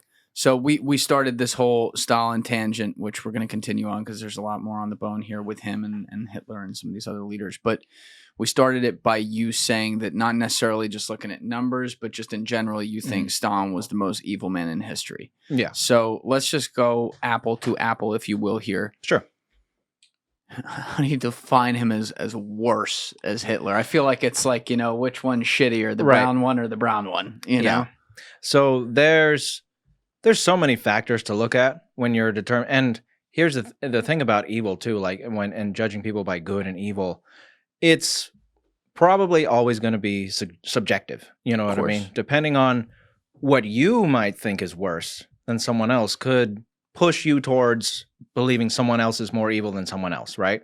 And it's not necessarily a competition, but we do like to know. It's something we talk about a lot. You see it all the time on, I think I was at the hotel the other night and I was scrolling through the TV. I haven't done that in a long time, through the guide, and it was like one of the programs was the most evil gangsters in America, and I'm sure a lot of people watch that because they want to know who is the most evil, what's the worst of the worst. Worst, most, yeah, exactly. Right. You're onto something here. Right. And so you look at so many different things. You look at how many people they killed. How many people were they, not even personally, how many people were they responsible for killing, What were they like when they were with people? What was their impact on future generations and other people? Like, for example, you could say Hitler birthed neo-Nazis, like he's responsible for neo-Nazis.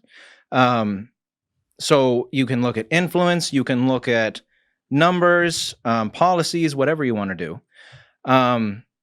But for me personally, when you're trying to define the most evil person, I look at that person, and it is what they've done because, for example, maybe Ted Bundy was a worse person than Stalin, but he had nowhere near the impact that Stalin. The scope and scale. Yeah. So he doesn't enter into the conversation personally because you do have to factor in the scope when you're talking about the most evil people, which has traditionally been, despots and dictators. You're probably not going to find more evil people than the people who are responsible for genocides.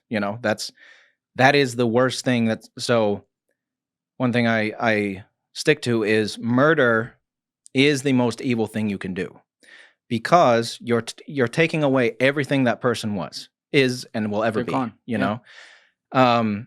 Even like torture isn't even close to being murder. Because there's like an example would be John McCain, who was a POW in Vietnam, but went on to lead a successful life with a loving family, and he died in old age. If you ask John McCain if he would have rather died in that cage in Vietnam, he would say no.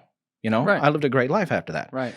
Now being tortured to death is one of the worst ways you can be murdered, but murder is the worst thing you can do. Correct. Because you give no option for anyone to heal from murder. You can't heal from murder. You can heal from everything else, but not murder, And so by that logic, genocide is the worst thing, a step above murder, because it's mass murder, So mass murderers are typically the most evil people who have ever existed. And Stalin was a mass murderer, but he wasn't just a mass murderer who said, here's the people I want you to kill. Here's we need to kill this specific group, or here's a number that I need you guys to achieve for this economic thing or whatever. He was down there in the details. He was like, no, I want you to kill this guy. And by the way, when he dies, can you tell me if he screams in a cute way? So you think, because we talked about this a little bit, but it seems like you are basing it strictly on the detailed fun he had with it versus Hitler, who was signing off on plans that were a creation of his ideology. Right.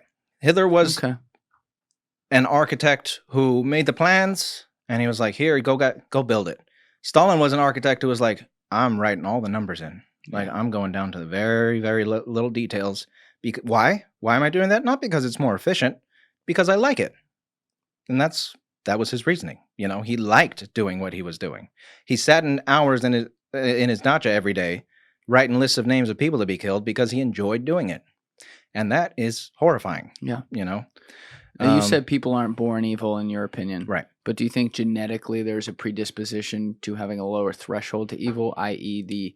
the spawn of Stalin could go the wrong way a little easier than you or me? I mean, possibly. So even they could, but I don't think they have any. They're not more likely to become an evil person because they were born, their parents were evil or something. But there are certain things in your genetics that cause you to react to different things in different ways to other people. Like we were talking about earlier, how two kids in one house, one can become a serial killer and one can become a charity worker. And that has to do with how they perceive the world and how they perceive what has happened to them, And it's how they absorb the negative stimulus around them that makes them into who they are. Some people absorb it and they're able to, that's not me, I'm brushing it off. I'm going to be, I don't remember his name, but there's one of the best examples is this guy who grew up in a very impoverished environment, but then he went on to become like an astronaut and a doctor and like all these different things. Like he surmounted the odds that was presented to him. He didn't let what happened to him define him. And it's not necessarily someone's fault that they let it define them. It's just who they are and how they reacted to what the things were around them. And that unfortunately defined who they are, So yes, genetics play into it, in that how you react to certain things will be determined by who you are. Yeah. But if you don't have those things to react to, then you're not going to turn out that way. Well, that's good for us, man, because Stalin's granddaughter lives in the U.S. Yeah. I think she's in have you ever seen her?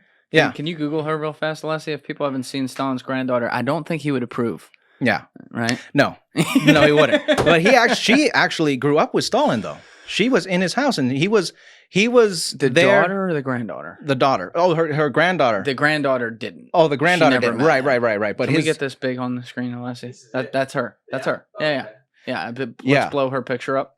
and if I remember right, it was his daughter was Svetlana Ayula. I don't know how to say her name properly. I'm impressed you know that, but yeah something like Svetlana, that. She moved to Oregon, Portland. Yeah, she moved to Portland later in life. She's like, yep, that explains it. And I don't know if Stalin would have approved of his granddaughter, but his daughter grew up with him.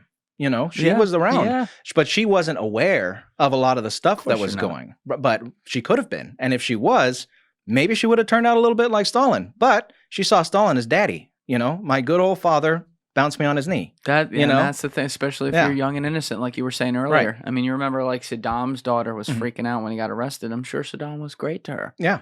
Right? But Saddam was murdering millions of people while he was at that, too. Right. And coming home and saying, Daddy's home. Yeah. Hard day at work today. Exactly. And then Stalin, in his house, there was bad stuff going on around him, but he also got beat by his alcoholic father as a kid. Horribly. And was ignored by him and neglected. Yeah. It's...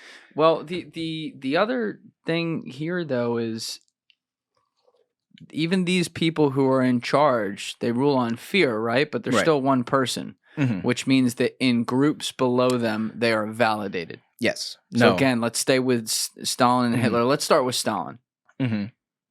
He was in power till, he fucking croaked. Right. And no one ever, he was killing doctors and stuff, and no one ever went, nudged the other guy next to him and said, let's get rid of this motherfucker. I forget who said it, but I heard someone say once that you need, in order for these people to operate like this, they need a license from everyone else to do it, So as horrific as Stalin was, he couldn't have done what he did without help. And he is, out of all of them, he's most responsible for, ordering them to do what they did. But then you go back to who's responsible for Stalin, Lenin, and the people who supported Lenin, and the people who killed for Lenin, and the people who killed for Stalin, and so on and so forth. You can't just blame it all on the leader. You can point to them as a source, one of the sources of horrible things that a bunch of other people did as well, So no, there is no Stalin without the people who helped him do what he did. And then the thing with Hitler is I study that history closely. I usually do it like once a year. I'll go on like a week-long binge of a different aspect of it each time. But I think it was last year or the year before, I spent a lot of time, I think it was in 2022, on the rise of the Nazi Party, like how it got to power and how quickly they got to 1934, and what the people were then like at that point. Right. And this isn't really like an appropriate word in some ways to put on it because it's fucking dark, but it's like one of my favorite topics to look at because it reminds me of how much groupthink can overtake maybe decent individuals to support horrible things. Right. But you had a guy, you had said it way earlier in our conversation on something else. You had a guy in Hitler who not only channeled his own anger and traumatic experiences, but also channeled the current status of his country at the time where he was starting to try to get his hands on power, where, they were post-World War I, Treaty of Versailles, depressed, no hope, a lot of lack of national pride or whatever. Right. And he said, I'm going to give you national pride. I'm going to give you jobs. I'm going to give you hope. I'm going to give you greatness. Yep. Right. Like we're going to make Germany the power it's supposed to be. So he was able to prey on all this stuff. Yep. And by appealing to those things, by speaking to people's fears, giving them a dream of a hope, however you want to say it, of what could be to replace those fears, he was then able to basically put people in the palm of his hand to then say, oh, by the way, because we believe this, Germany needs to be great. Right. By the way, we don't like Jews. And people are like, we don't. Yep. And the next thing you know, you're in Kristallnacht. You have transformed people who may have never thought any of this stuff 5 years before. They, their neighbors are Jewish. They're having dinner with them, and suddenly they're like, yeah, we got to kill all of them. Oh, yeah. Are all those people evil? So, I mean, no. It's. I love how you said that. No. Are they responsible for propping up an evil regime? Yes. And should they be judged for the decisions they made? Yes. But does that mean that we need to condemn them for the rest of their lives because they voted a certain way? They might not have been involved. They might have just supported. They went to the rallies. Here I am. I'm supporting this. And then all this horrible stuff happened that they may or may not have known about occurred, and then they decided that once the shroud fell, I need to change my ways, and what I did was wrong. If you show penance and redemption and try to redeem yourself for what you may have knowingly or unknowingly supported, then no. But if you were a German in Nazi Germany and you were a card-carrying Nazi party member, and maybe you didn't know about the concentration camps, but then once the war ended and it all came out, and you were like, well, yeah, of course, we should have been doing that the whole time. I'm glad it happened. Then yeah, that person is an evil person. You know, it all depends on the person, really. And I think we've said it a few times. It's a case by case basis. You know, absolutely. Was it a housewife who was just taken in by the message, and she went to the rallies every now and again, and she heard it on the news, and she's like, yeah, Germany's getting better. I love this. And then when the news came out that, oh, Germany was doing all these horrible things, she got physically sick and said, I can't believe I ever did this. Is she an evil person? She supported an evil thing. She supported an evil regime. But I don't think she's an evil person. She made bad choices. She made evil choices. Maybe she didn't know she made them, you know, but she did. And when she realized she did, well, I don't want to be that person. I'm not going to be that person. But someone who's like, yeah, absolutely. You know, that was what we should have been doing, and I'm glad it happened. Yeah, I'm probably inclined to say you're an evil person, you know? Yeah, I've brought up what I'm about to bring up I probably brought it up on a few podcasts before, but we played the video on a couple. I know I played it on episode 53 with Shannon Johnson, and then I played it on a recent episode. I'm forgetting which one. But Les, you know a video I'm going to ask you about. The one where Eisenhower videoed all the local Germans from that town coming and visiting the camp. Yeah, we did it on Patreon. Yeah, can we Google that real quick just so that we can pull it up?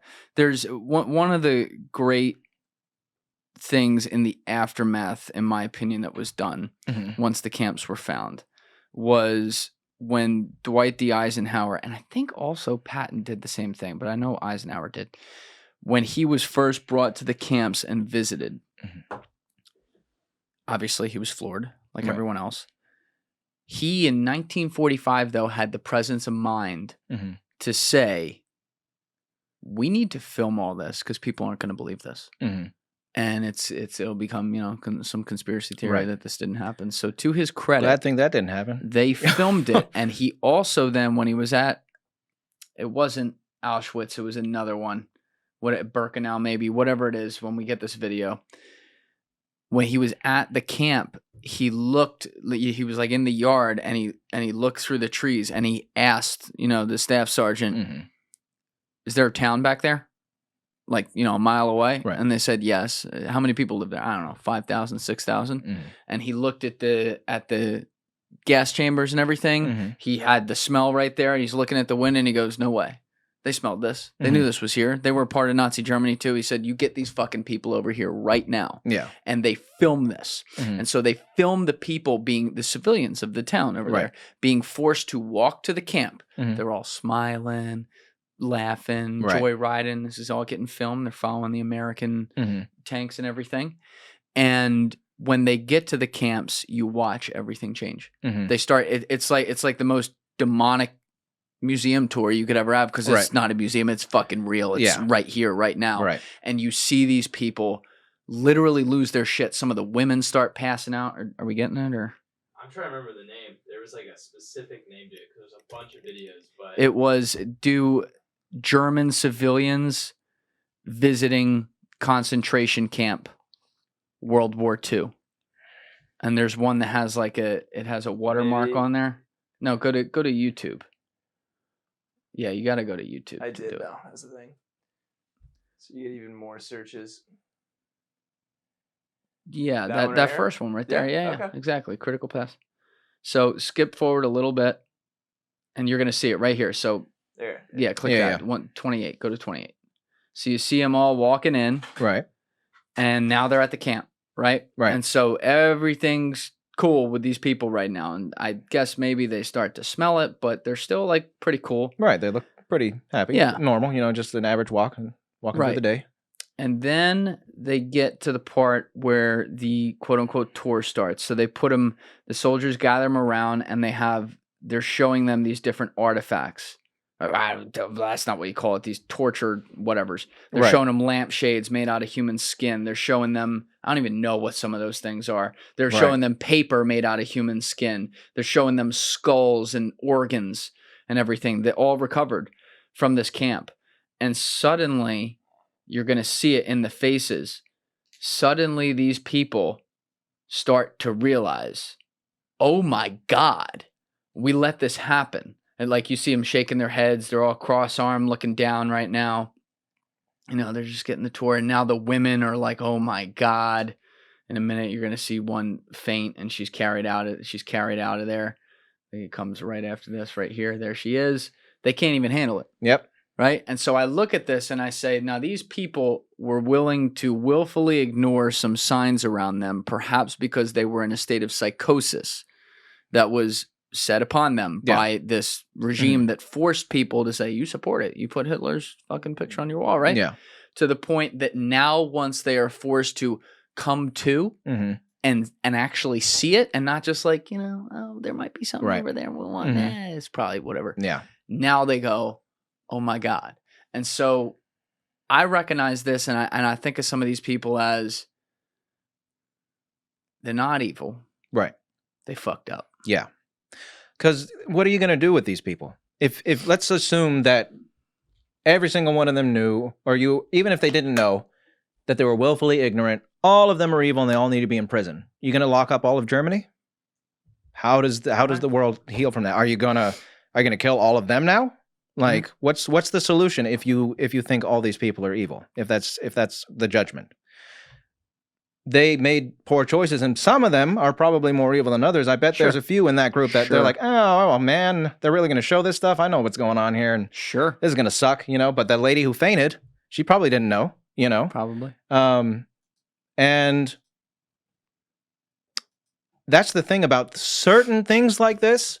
One good example would be like racism. Like if someone is a vehement racist, but they haven't done anything, like just the race, they got racist opinions. Maybe they refer to people as I don't want to say anything, you know, but they refer to people in pejorative ways. Lou Ferrante would go all the way. You know, they refer to him.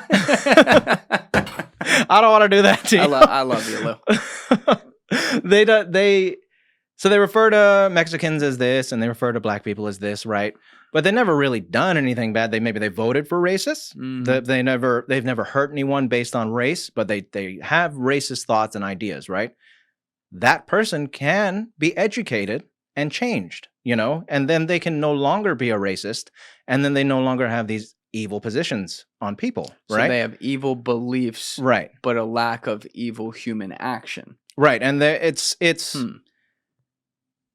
I think, yeah, that's a good way to say it. It's like if someone was just casually racist their whole life, you know, and they kind of look down on people. They cross the street when someone of a different color was walking their way, you know. Obviously, that's not good, but they don't deserve to be in prison for that, you know. But they've contributed to some things. They have certain attitudes that are detrimental to other people. But they can be shown the error of their ways and then change and become better people. And that's the thing with these people.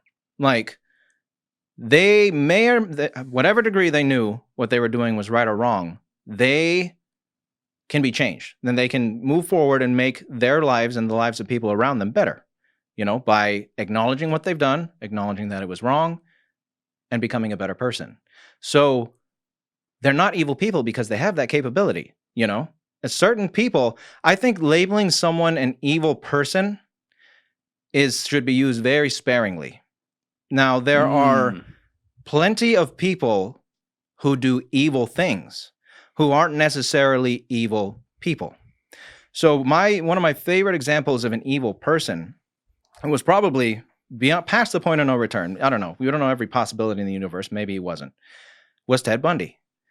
He was a serial killer who killed young women. He got locked up and went to prison, and he escaped from prison. And as soon as he got out of prison, he went back to killing again. Yeah.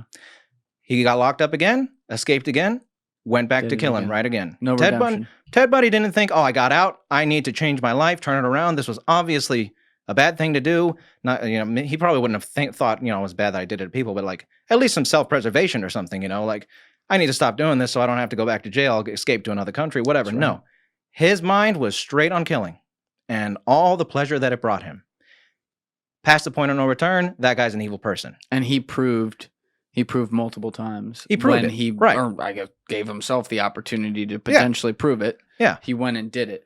Do you think that for those people in the world who have not been given a chance to do that yet, whatever circumstance it was where they could go straight, do you think everyone could be capable of redemption before, you know what I mean? Like the percentage play. It's really hard because especially for like murderers or repeat offenders, you know, if someone murdered one person, now I think anyone who murders someone should, depending on the degree or what this is, like if it was second degree murder, that's premeditated murder, right? It's second degree. Mm-hmm. If it was premeditated and you thought about it. Well, premeditated is first degree, right? Or is it first? Oh, so second degree is. Second degree is. Like in the moment, heat of the moment. Oh, my lawyer people are going to freak out. Yeah, if I know, try right? To find this. But I think it's like in the moment. Whichever degree is premeditated murder. Like you thought about it for a week before you went and did it, and it wasn't just like a burst of anger in the moment. Yeah, that person probably should be placed in prison for the rest of their life and not given a chance at redemption. You know, same could be said for someone who has committed lesser crimes than murder, but they committed it like 20 times, right? Build up the sentence. Sorry, you got to be in for the rest of your life. But people who are lesser offenders, and even possibly first-degree murder, I think there have been cases where people who have gotten life in prison have gotten out on parole, if I'm not mistaken. Oh, yeah. So it all depends on the person who is willing to forgive them. Have they shown themselves to be remorseful and they want to turn their lives around and be I guess average would be the best, a regular member of society. Mm-hmm. Or have they not, you know? And depending on their crimes, like one good example is Ed Kemper. He's he's supposedly a model prisoner. He he was in the show Mindhunters. They had him. Yeah, I haven't seen it, but I've heard a lot about Ed, and I've heard that he like records audiobooks for blind prisoners. He helps out around the prison. He's very friendly and whatever, but he killed what? I don't know, a good amount of people, and horrifically. No matter how good he is, that crime, you can't erase that, you know? He had some severe something going on. Mm-hmm. I mean, they all do, but as much as he seems redeemed on the surface, his crimes are way too severe to release him back, and it's fantastic that he's redeemed himself in prison, which is fine. That's also a form of redemption, you know. Not being someone who's a terror in prison is a good thing. But no, he shouldn't be given the chance to get out there, because not just the possibility that he might do it again, but just because it was too severe to be like, yeah, it's okay. You're fine. You know? And like you said, and you're pointing it out beautifully, there's levels to it. Yeah. Right. So there's a huge difference between a serial killer and someone in a crime of passion. And I think about this a lot. You could live, you could be someone whose life expectancy is going to be 90 years, which is 90 years times 365 days times 24 hours apiece. Mm-hmm. And you can have one bad hour. No, fuck it. You can have one bad second. Yep. And anything good you've ever done gets wiped away and overshadowed by the worst thing ever. Right. Right. One of the podcasts I did that is definitely up there, if not the most underrated podcast we ever had a chance to record, was with Brian McMonagle, who's one of the greatest defense attorneys in the history of this country. He represented Bill Cosby. Oh, wow. He represented Meek Mill as well. That was a good one, where he got Meek Mill off from some of the horrible shit the city of Philadelphia was doing to him. Mm-hmm. Basically, in the city of Philadelphia, he's been the guy for 30 years, right? Okay. And he gets called to advise on cases other places and whatever. Ironically, you and I were talking off camera about some of the restrictions on YouTube and stuff. Right. The reason no one ever saw that is because in the intro, he said the word rape 10 seconds in. Right. So, I mean, that's never just a no-go. There's huge fans of this show listening right now. Like, what? Episode 115 with Brian McMonagle, which you could go check out. Like, I've never seen it. Right. But I had fascinating conversations with him because I've known him like all my life. Mm-hmm. And he's one of the morally greatest people you will ever meet in your life. The guy is a gem's gem. And yet in his job, he has to defend people who, some clients he defends are absolutely innocent. Yeah. And that gives him a lot of joy. But, it's other people who aren't. Right. And we talked a lot about that nature of good versus evil and whatever. And what he'll say is that, sometimes he's sitting with someone who probably murdered the other person or whatever, and he'll put it in a way where he's like, but they'll hold the door open for you.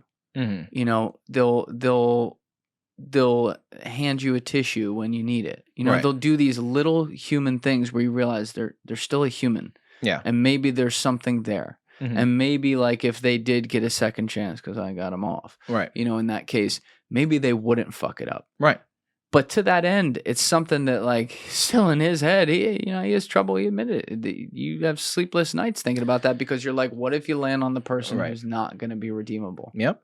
That's a risk to take, you know, and it's an admirable risk to take because in a way you could say, because I haven't really talked to many lawyers and I haven't been involved with them, but good for you. Thanks.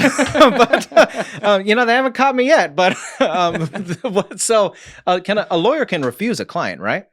Yes. And he talked about that. He does, like, he won't do terrorism cases. He won't do shit like that. So you can look at it like in a few different ways. You can be like, well, he could just refuse those people, you know, and his morals could be greater to where he's not going to defend anyone like that, you know. Right.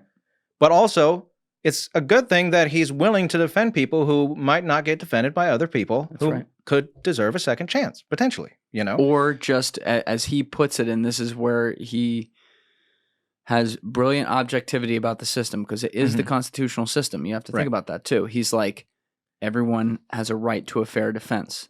And so your job is not to just like, try to get someone off. It's to put the government's power to the test. Right. How well, okay, this person did it. Make the case. Yeah. If you can't, then you're going to make if you can't make the case and you just have to say, well, this person's guilty because we know they're guilty, you're going to say that about someone who's innocent. Right.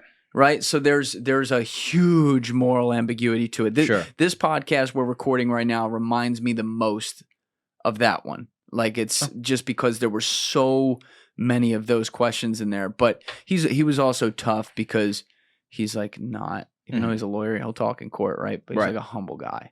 So like he would go on a rampage about something and then stop and lean back and like point to me like, your turn. I'd be sitting there the whole time like, fuck, I gotta think of shit now that sounds smart. But half the time I was in my head while I'm making up shit trying to talk to figure what we're getting to next, I'm just thinking about like, damn, I'm struggling with this sitting here listening to him. He's had to live with it all these years. Oh, I bet. That's got to be hard. And he was a prosecutor before that. Oh, wow. So he put people in. Wow. And he talked about one, this lady, Cheryl.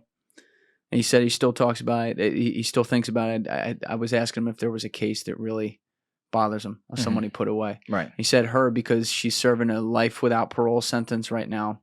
He had offered the other price. What happened was she caught her husband cheating on her with another woman, and I forget what it was, but like crime of passion, shot the woman. And so she had a real cowboy young lawyer who wanted to prove himself, and Brian went to the lawyer and offered him third degree because he's like, I don't think this one, I think there's redemption here. Like I don't think she's like a murderer's murderer, right? Like I get it, you can't do that, but she's gonna get punished badly, but like she would come back. And the guy tried to say, no, I can win the case. So then Brian tried the case and they lost the case and it was life without parole. Wow. And he remembers that when she was found guilty, she like convulsed and swallowed her tongue and he actually had to, she went onto the ground. He had to jump on and help her, the person who was putting away now for life. And he said, I never forgot that. And so I actually looked her up after that episode and she is one of those people who is a model prisoner. She's been in there since 88. Yeah. And they are trying to get her a second chance at life now as a 67-year-old woman who statistically is not going to hurt anybody. Right. Right. But he had to think about that all these years. And he just did his job. He didn't really do anything wrong. In fact, he tried to do justice and her lawyer sucked. Yeah. Like I can't fathom that. And then I can't fathom thinking that like she's pure evil. Right. You or I don't think we ever would, but you never know how you might feel in that moment. No, it's a great point to make.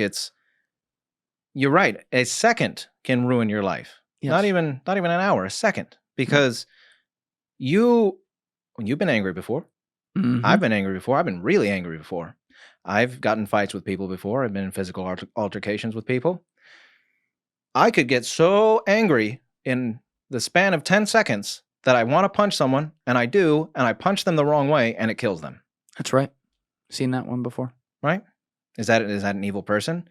No, it was a person who made a bad choice in an error of judgment in the moment.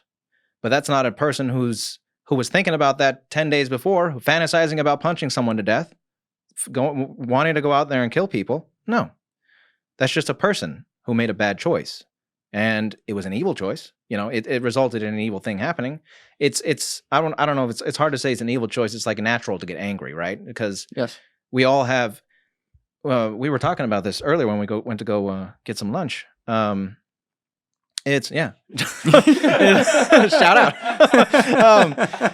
It's nature versus nurture. I mean, in our nature, we all have the capability to do animalistic things, you know, base level, primal, angry things. But those aren't necessarily evil. They're just part of us. It's what you choose to do with those things, because we all have it in us to kill people. We all have it in us to do horrible things, but we choose not to, you know? And in the moment, when your emotions get really high, those choices can go out the window, you know, and not even out the window. Like in the example I just gave you, if I got so angry I punched someone to death, I probably wasn't thinking like, I'm going to punch them to death. Right. I'm thinking I'm going to punch them and oh shit, they died, you know? Not I meant to kill them. It was an accident. So you wouldn't be evil, for example, if you flew home from here, and I hope this doesn't happen to you, by the way. I'm sure your wife is great. But like, if you flew home and you walked in and your wife was banging another dude, and you naturally went to pull him off and beat the shit out of him, and he accidentally died, you're definitely not evil. No, I'll tell you that. No. Now it gets weird in court with how they're going to punish you or not, because I empathize with that a ton. But like, you wouldn't be trying to kill him. Most likely, you're just very angry. Right. Exactly. That's human. It is. That gets weird too. And like, you know, I was telling you this off camera, but I'm always very careful with the following line. If I were blank, then I would blank. Right. You don't know. No, you don't. Until you're there. You don't know how you would deal with that. Yeah. And it can immediately, it can cause you to do things that are very human in a moment where you lose a little bit of your humanity. But actually before that, there's another thing that I heard you talk about in a video, so I know you've thought about this before, but this is another thing I struggle with. You ever listen to Dr. Amen at all? I don't. He's great. He's like a psychologist. He's been on the internet for years, like talking about different things. But I heard him use an example one time where a friend of his came to him freaking out because he's like, you know, my 16-year-old daughter brought over her 16-year-old friend who I guess had like developed or something. Right. And he's like, oh my God, I'm a pedophile because like I was having impure thoughts about it. Right. Yeah. And he said, no, he's like, my guy. He was like, did you have sex with her? Yeah. Did you try to? And he's like, no. Oh God, no. And he's like, our brain plays weird tricks on us. Oh yeah. And we think impure things. It's very normal. Right. Like, and this is like a taboo thing where people won't admit this out loud. But if you're listening, you do it too. Like you have a weird thought, like, oh, let me trip that guy's shoe or whatever and see if he falls. But you don't actually do it. And so there's a line between your, I guess, prefrontal cortex or whatever, think something versus you then take the idea to say, I'm going to do that in your brain. So you've talked about someone's not evil for having impure thoughts. We all do. That's right. But the evil occurs when they then translate that into acting upon it. Exactly. Evil actions and evil thoughts are not the same thing. When I don't know if I said this in a video, but I'm pretty sure I've said it to people before, is not everyone has had this thought, but I'm going to assume that most people had, that you've been so mad at somebody at some point in your life, they're like, I'm so mad, I could kill him. Correct. We all said that. Right. Did you do it? Apparently not. No, we didn't, you know, but it's the people who's like, I'm so mad I could kill him. Oh, wait, I could kill him. I'm going to do that. There you go. There's the evil right there. It's not evil to just have these thoughts because we all do it. And if we were all evil for having these thoughts, then the world wouldn't really work. Yeah, you know, like it'd be impossible. That's right. So no, evil thoughts do not make you an evil person. You know, we all have those thoughts. It's just part of who we are.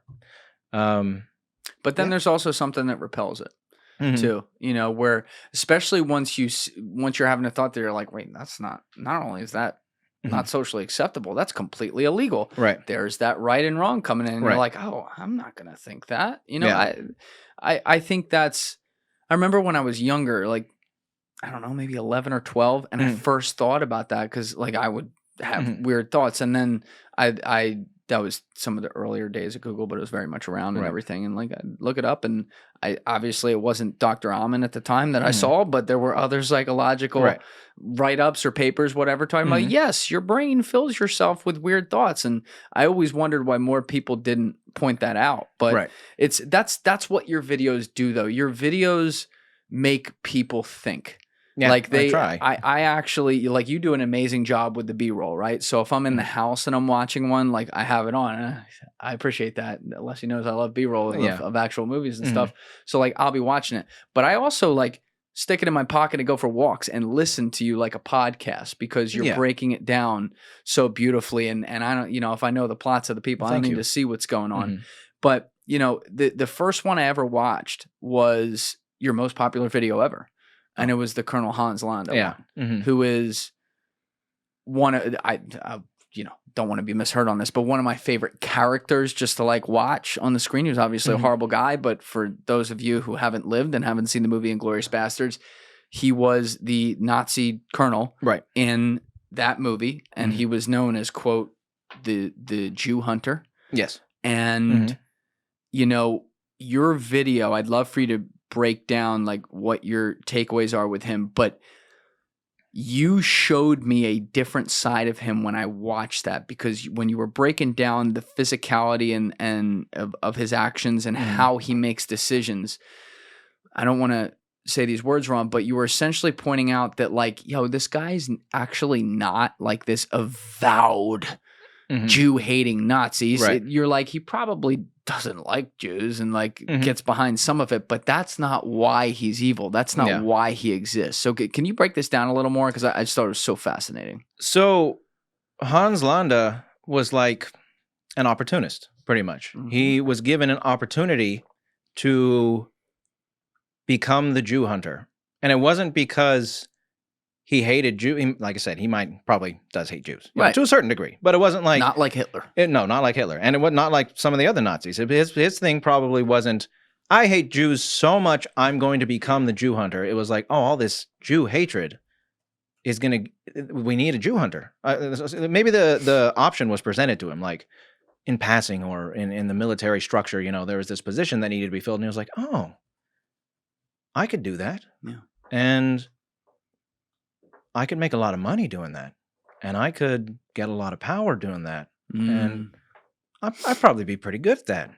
And he's extremely good at it. And it shows in the movie how amazing he is at manipulating people and digging down into them and trying to figure things out and being a detective. He's an amazing detective. He likes the game of it, too. Yeah, and he enjoys the game. Yeah. He loves the game.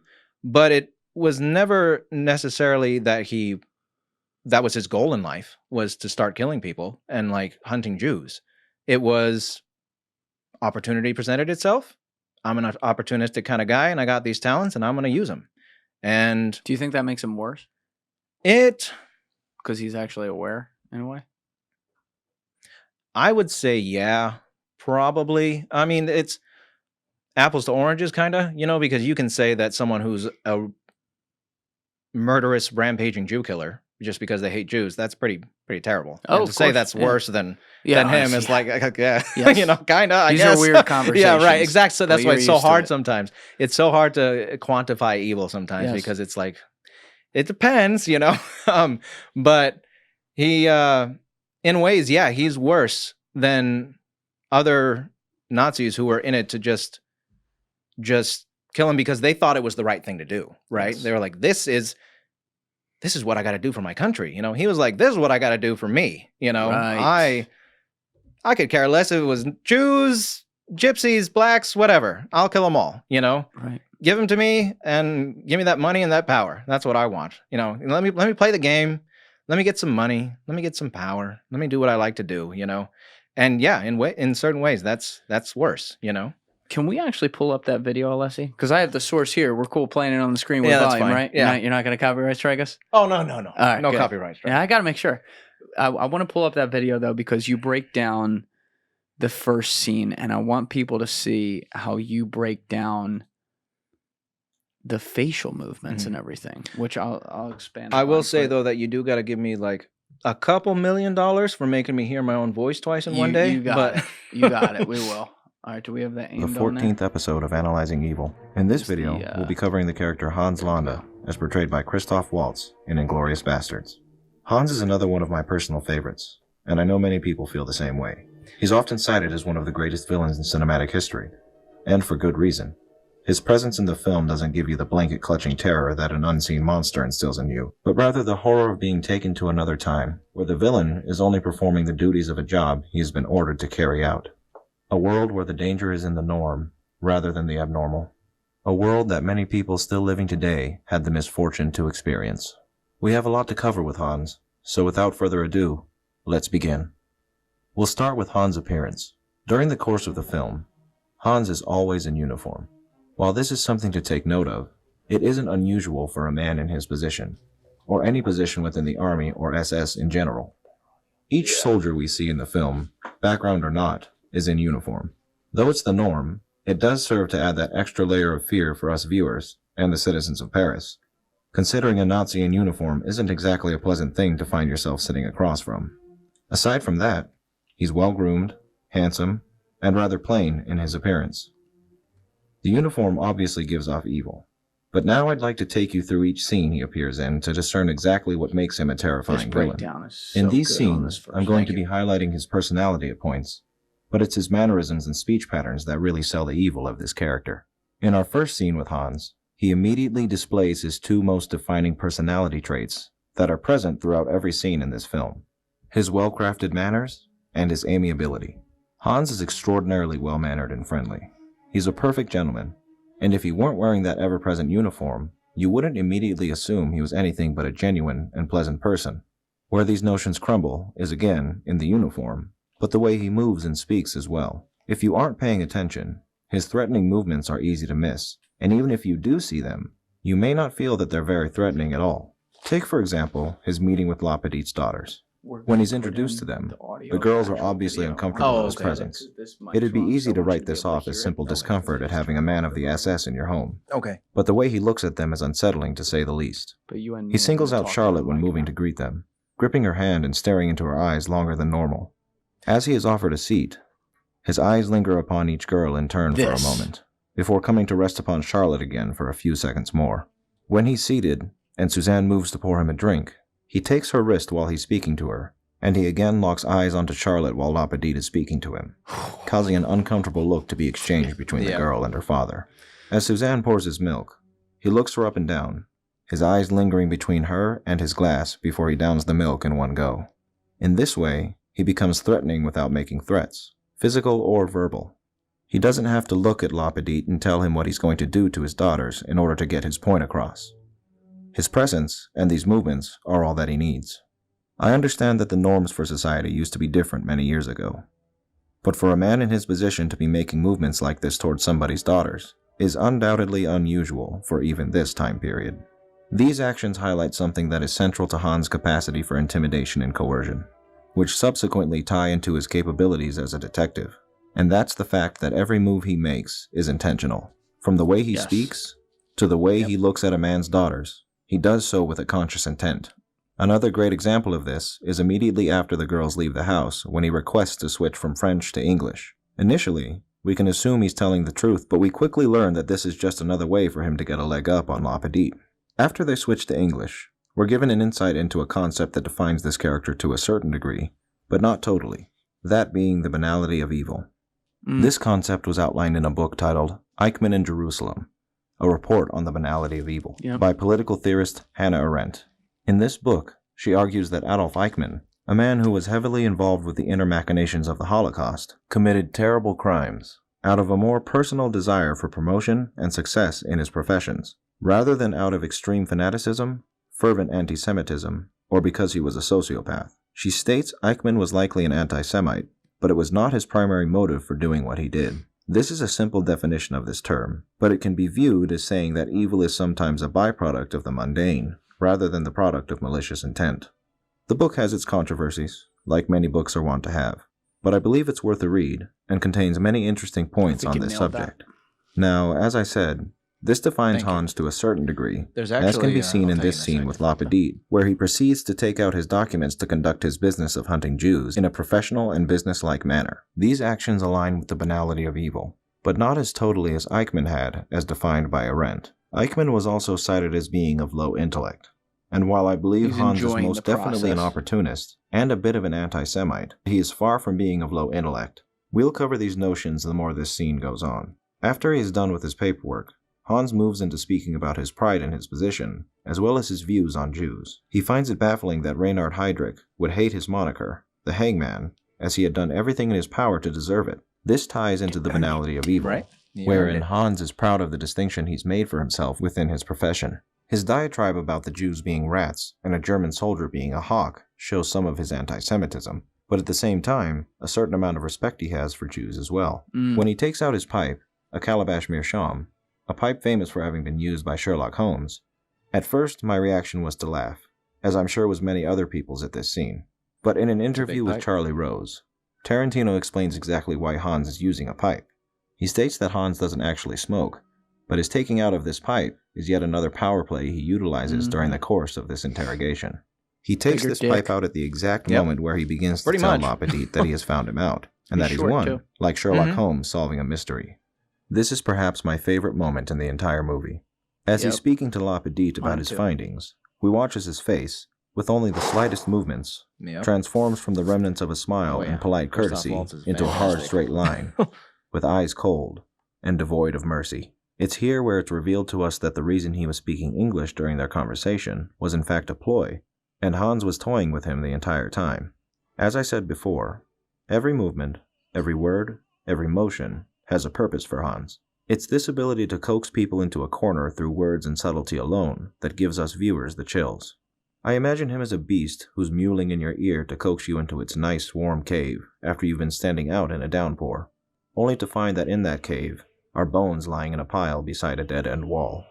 In that same clip of Quentin's interview, which I will provide a link to down in the description, he also tells us that each scene with Hans is an interrogation, and I couldn't have said it better myself. His interrogations are defined by Tarantino as being an act of theater, a performance, and when we look back at the scenes in which we find Hans, this notion rings true.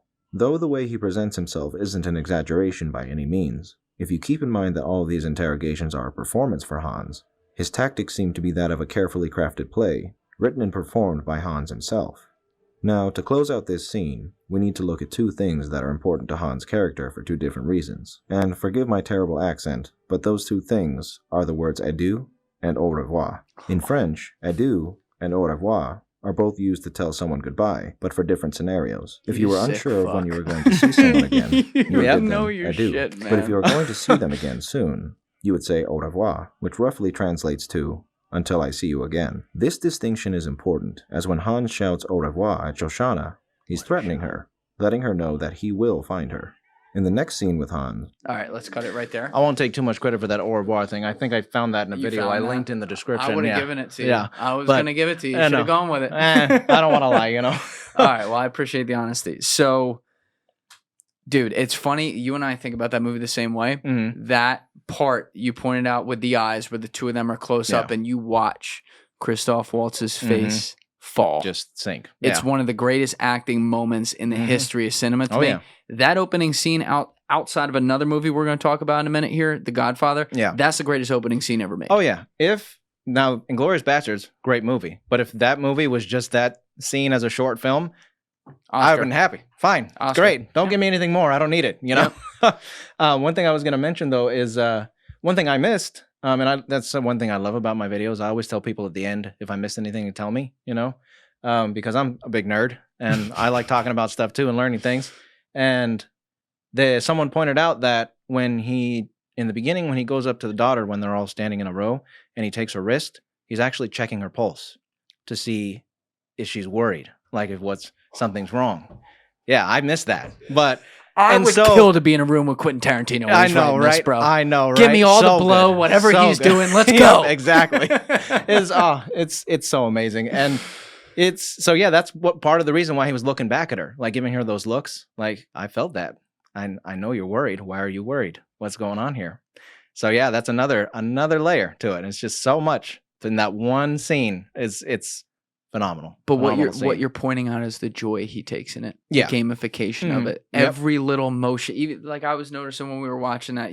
That's the great thing about that scene. You notice something new every time you watch it, no matter what. Yeah. I've seen it hundreds of times. Yeah. But like you notice something new. Like even when he took off his gloves and like went outside and flicked them like that, almost back in the direction of the guy. Like, I'll flick this wherever the fuck I want, bitch. Yep. But he's being like polite at the same time. So he's disarming and charming you and scaring you all at once. And you see that the machinations going on inside this guy's head are, yes, they're opportunists, like you said. Right. But they're also based on the other point you made, which is he's putting on a play.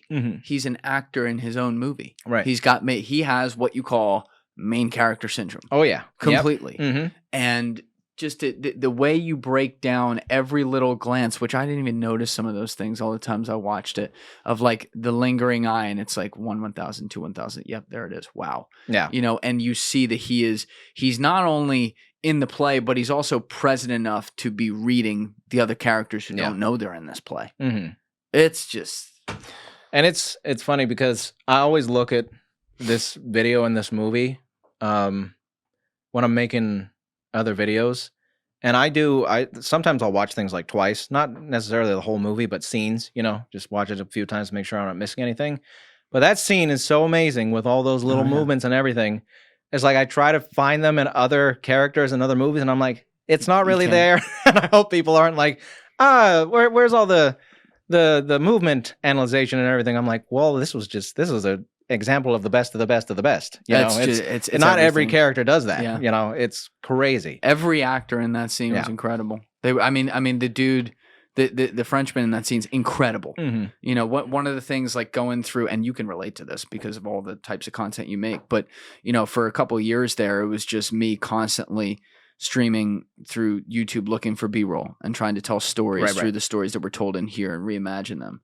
And so I would do this with, I didn't want to hear the dialogue when I was doing that because I'd be finding new movies or old movies where I already knew the plot and I didn't want to like bias myself. I wanted to read the emotions to see if like, if I'm going to cast Ben Foster for Chris Cathers, I'm using Ben in 6 different movies where he has a beard because he looks like Chris, but I need to make him the Marine for all those movies, even the ones he's not. Right. And so I think a great value in this was I understood after watching scrolling through probably tens of thousands of hours of content, probably got there. Yeah. You know, of some of the greatest performances ever. You see what makes the great actors great. It's all their eyes. Oh yeah. 100%. They are able to fool you into thinking that they are this person because it's not so much what they do, it's what they don't do with it. Right. And the subtleties of it. And so when you look at that scene, Christoph Waltz challenges evil itself. Almost, yes, the voice helps. There's little things, the way he pronounces words. Right. He earned it. Yeah. Right? Like he'll do little things. He'll move stuff around like we said. But if you had one of those like tracking devices just on his eyes, you would know what was happening. Right. You would know what he was thinking, what he was doing. He tries to be as evil as he can be without being evil. Right. Trying to look evil. And he does a fantastic job. And I actually just thought about something. You know who he reminds me of? Hannibal Lecter. Like, if looking at him, because usually in the movies and stuff, we do get to see a little bit of Hannibal, like especially in the prequel Red Dragon, and a little bit in the sequel. But I imagine he's like what Hannibal was like when he was out and in society and elegant and this, there's nothing wrong with it. He's just a nice doctor. He's great. He's fantastic. And it's in the eyes too. Anthony Hopkins' performance as Hannibal Lecter is one of the intimidating, and the body movement and the language he uses. Oh, it's fantastic. Let's take that line right there because you did a video on this. You did a full video on Anthony Hopkins as Hannibal Lecter. Obviously, guy's a cannibal. Yeah, it's very not good. Right, evil, you might say for sure. Oh yeah. But what psychologically, how did you break him down? Minus his obvious psychosis for thinking humans are good for food. So, as far as his psychology goes, this isn't very. Have you seen all of the all the movies I haven't in seen the all of series them, or but read I've the seen books? Silence Okay. of the Lambs a million times. Yeah, so if it was just Silence of the Lambs, there'd be more guesswork into what he is. But in the sequel, I think it's the 4th book he wrote. 4th, 3rd, I don't remember. But one of the sequels, it's also a prequel and a sequel, like the intermix Hannibal's backstory when he was a kid. And it turns out he grew up in Estonia, Latvia, Lithuania, one of those three, when he was a kid, and he was part of this noble family, and he lived in a castle, and he was like a genius. A prodigy child. But he was right around World War II happened. He was like 8 or 9.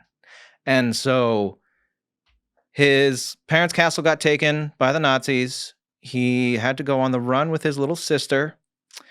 And then he ended up having to watch his little sister get eaten by them when the weather got really bad and they needed something to eat. And they chose to kill her and eat her. And so he had to, and he also ate her too. They made him eat her. And he ate his sister. Oh, that'll fuck you up. So that's where all that came from. But there's things about Hannibal in the books that they don't really say in the movies. One, he's incredibly smart. That's apparent in the movies. Oh, yeah. But he's also got this like strange dexterity and strength, even though he's small and lithe. And aside from the obvious psychological elements from the childhood, that plays obviously heavy into who he became. But the way he is physically and mentally, it seems like an impossibility, right? The things they describe, like he's incredibly strong, like stronger than he should be. He's one of the smartest people who ever lived. I kind of likened him to like a super predator, and how even though we haven't really experienced a person like him with those kind of characteristics and traits, we don't know the extent of human evolution, and it is possible that someone like Hannibal could be born with weird genetic, abnormalities that make them strong or incredibly smart. And then you factor in all that trauma they went through and they turn out to be a man like him. So I don't know, he's a very, very fascinating character to look at.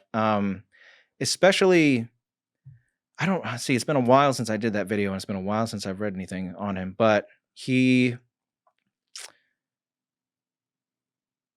it's like it wasn't malicious for him. It was another mode of human experience, was eating people. He was really into culinary, and he didn't want to deny himself that part of life. And of course, what he experienced as a child also influenced him to do it. How do you even like go back to the 8-year-old kid or whatever, 9-year-old kid? Yeah. How do you even judge that? Yeah. Can you imagine? Yeah. Watching your sister get eaten and you got to take a bite. Mm-hmm. That's the other thing. Like, if you don't think you'd be fucked up from that, you're an idiot. Yeah, exactly. And that's a great example of I sympathize with Hannibal. Yes. Horrible that person had to go through that and experience those things. But that sympathy is not an excuse for what they did. Yes, at some point. It's an explanation of why they did what they did. So yeah, you can still sympathize with him, but don't use it as an excuse. It's just a mode to understand better why he did what he did. That's right. That's exactly right. Mm-hmm. I agree completely. I think at some point, like whether it's 18 or if it should really be 25 scientifically, at some point, right, it's your free will that decides it. Now, do some people have a way harder time, right, because of the things around them? We've talked about that at length today already. Or a disorder, anything that's influencing your decisions. They're still your decisions. That's the thing. Still the decision. Yeah. Now, I think if someone's schizophrenic and completely unaware of it, that's different. Oh, yeah, definitely. But yeah, there's levels to it, like you said. And so, the insanity plea exists for a reason. Right. You don't empathize with a 35-year-old Hannibal Lecter just fucking eating bitches and shit. That's crazy. Yeah. But you can empathize with the child who set that man into motion, who didn't get to make that choice. Mm-hmm. It's so weird. It's so hard to think about. Yeah. And there's something actually I wanted to say earlier when we were talking about. Oh man, I almost lost it. What is it? When we were talking about committing crimes and empathizing. What was it? Oh, so you mentioned earlier, and I thought this a lot when I was younger too. One of the reasons that people don't commit crimes, right, is they think, I don't want to go to jail for it. There's that thing punishment. of right and wrong, punishment, right? Yeah. But if there's anything that I ever wanted to preach about, it's that we should all be, if you're capable of it, because the people with disorders aren't capable, we should all be not thinking, I don't want to do this because it's going to land me in jail. I don't want to do this because this person is another person just like me. And if this happened to me, I wouldn't like it very much. That would solve a lot of the world's problems, honestly. If people just stopped for a second to think, hey, this person that I'm about to do this terrible thing to also is a person just like me. Maybe they wouldn't like it as much as I do, and I'm not going to do it. I think that's something that the world needs to get on. Now here's a dark thought on that. Yeah. The fact that laws do exist, though, mm-hmm. and they are the reason that some people, many people, mm-hmm. who may be psychopaths, whatever you want to say they are, right, decide, you know what, I'm not going to do this because I don't want to go to jail. Yeah. And the thought has nothing to do with the other person, Sure. that if the law wasn't there, they'd do it in a fucking second. Oh, yeah. And they might enjoy it. Think about how many Yeah. people might be out there. That's a very dark thought to have. It's not everyone, but, you know. Yeah. Here's the thing. It's that thing I just said. In a perfect world, if everybody thought that way, no bad things would happen, because we would all be aware of what we're all thinking and how, we all feel the same things, to varying degrees, and we don't appreciate horrible things happening to us. But laws exist because the world is not perfect, so that's right. As much as I would love that sentiment to be in everybody's mind, it's impossible. It's just the way, I don't know, organic life is, human life is. But it's still good to try and make as many people aware of that as possible, that everyone, you should treat, it's so funny because these things that we heard when we were kids, treat others how you want to be treated. That's just like, okay, I'll think about that maybe, but really think about that, treat other people how you want to be treated. Unless you want to be treated badly too. Well, yeah. There's a lot of people, but that's the thing. Yeah. And I believe in the golden rule, 100%. Right. Yeah. But like sometimes when you think about it literally, you're like, you better be okay with yourself. Yeah. Because that can go the wrong way. Right. Fast. Exactly. Yeah. But you're talking about leading with, I think the definition of the word morality, I don't know it offhand, which is kind of crazy. I don't to either, think about. actually. Weird. But like that's what you're looking at it. Like morality has to do with how you treat a fellow human being. Right. Exactly. I think that's the basis of morality and that's the basis of good and evil in general, right. Is what's evil? Things that make us feel bad, like things that we don't like. I don't like when someone steals from me. I don't like when somebody hits me unjustly. I don't like when someone hits me and I had it coming, but that's another thing, But I wouldn't like it if you murdered my mom. You probably wouldn't like it if I murdered your mom. That's right. Therefore, it's evil. I never try to bake like religion or anything into my videos. I just want to talk about it on a base level with everybody. But if there is a God, he cares what we do, good and evil, right? Because we're judged by our sins. But on a grander scheme, if there isn't, the universe doesn't really care what we do. There is no good and evil in the stars. The planets, they don't give a shit what we're doing to each other down here, but we do. And that's what morality is, what we care about and what we want to happen to the people we love and ourselves, and what we wouldn't like to happen to us or the people we love. And the thing is that we should love everybody. Obviously, you're not going to, want to kiss every person you see on the street and hug them, but we should love everyone as people just like us, and treat them how we would treat ourselves. Because at the end of the day, I said this in a video recently, what is the goal of life? It is to eliminate suffering.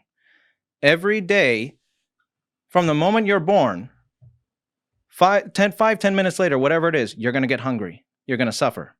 And the people around you are going to endeavor to eliminate that suffering. And you're going to be tired, and you're going to want to sleep to eliminate that suffering. And you're going to have all these things that are going to make you suffer in the world. And then what you do is you try to eliminate that suffering for yourself and others. That's everything we do. It's every day it's a struggle to eliminate the suffering that's hanging over all of our heads that is human existence. So recognizing that the world, to live is to suffer in so many ways, and that you don't want to be a problem, you don't want to contribute to that suffering. Having those things in mind, I think, would help the world in a lot of ways. Side note, but in the creativity of your videos, especially like if people are watching a piece of that Hans Landa one, which I hope you guys go watch the full thing. It'll be linked below in the description. Thank you. But, you know, I see the detail of the timing, and you know what my head's doing while I'm watching that. I'm like, okay, he got that on the 3rd frame out of 24 on that one to make sure the eye flipped up. Yeah. And I know what that is, but you see how beautiful the result is? Yeah. That's what I hope guys like you, I have to remind myself this sometimes when I actually get it right, but like, that's why we do it. Yeah. You know, but yes, you're sitting up at night thinking about, oh, I got to fix that frame in the morning. It never goes away. Well, and I was telling you before that the channel, I started it for a few different reasons, but my original idea for the channel was I've been writing a book that's unfinished and not coming out anytime soon, so nobody pressure me on this. But I've been had an idea for a book and been writing it for the last, I don't know, 7 years now. And my original idea was to use the channel as a advertising method for the book. You know, I was like, I'll get 10,000 subscribers eventually, and when I finish the book, those 10,000 subs will be 10,000 ads. You know, this is cart before the horse in a good way. Yeah, right. So my original thought for my original desire, I should say, for creation was writing. Like I wanted to be a writer, and I still do. I still want to finish my book. You know, that's not surprising. Reading your script, hearing your scripts. Thank you, but the book came way before the channel, and when I made the channel, that's probably the hardest thing about my videos is everything you're hearing is something I wrote. You know, I don't go to a website or a wiki and sometimes I'll like cite an article, you know, or a video or whatever, and I'll read it, or I'll cite a passage in a book that I want to read, and especially I found in my videos that I do about characters that only appear in books and haven't appeared on film, or they've appeared in both, that I feel it's necessary to read like entire pages of a book, because you don't understand. I can't say any better than what the author intended when they were writing the words, right? Yeah, I can explain to you on the screen like better, because, you know, in words you can understand certain things you're seeing better, but in a book someone's already wrote it, you know, so I'm just going to read to you what they wrote, because it's, how am I going to say it? I'm going to move a few words around and change their descriptions? No, they got it down. You know, it's their character. But aside from that, everything I do is me. It's my writing, and that's the hardest part sometimes. But that's the most enjoyable part for me too, because that's what I want to do. But yeah, every video is just me sitting there waiting for it to come. You know, descriptions, you know, I see this and this and this, but now how do I put it together according to who they are and what they're doing? So yeah. Sorry to go off on a tangent. No, that's great, man. I love getting in the mindset of how this stuff comes together. You also do, like, with the, and you've hinted at this, or I think said it explicitly a couple times, but I want to draw attention to it. Like with these characters that have books on them too, like you're reading all the books on them. Yeah. As well. You're going through every part of it from both angles to get the full picture. And that's why I love to see a channel like yours that still should have way more subs, but I think you're at like 790 or something like that. 750. Whatever it is. Like, I love to see that the success is built off the details. And that's really what it's all about. And there's so many channels out there doing great work. That's why when I see one like yours pop up, it's like a no-brainer. Oh, yeah. But there was something earlier we got off it. You had brought it up, and I didn't want to force it back. Oh, sure. But I'd love to go back now. When you were talking about like some of the racist thoughts that people could have versus racist actions or whatever. Yeah. Obviously, in America's history, our biggest flaw was slavery. Yeah. You know, we had that around for the first, call it, close to 100 years of our existence, 85 years, whatever it was. Close. You look at some of the greats, though, right? You look at what we view as a great. George Washington. Yeah. Thomas Jefferson is a bad example, so we'll skip that one. That's a good, skip that one. That's not a good one. But there are people that we respect in our history who were slave owners. Mm-hmm. And I struggle with this a lot because obviously, like, it's the most asinine concept to me, 2024 living Julian Dorey, right? Yeah.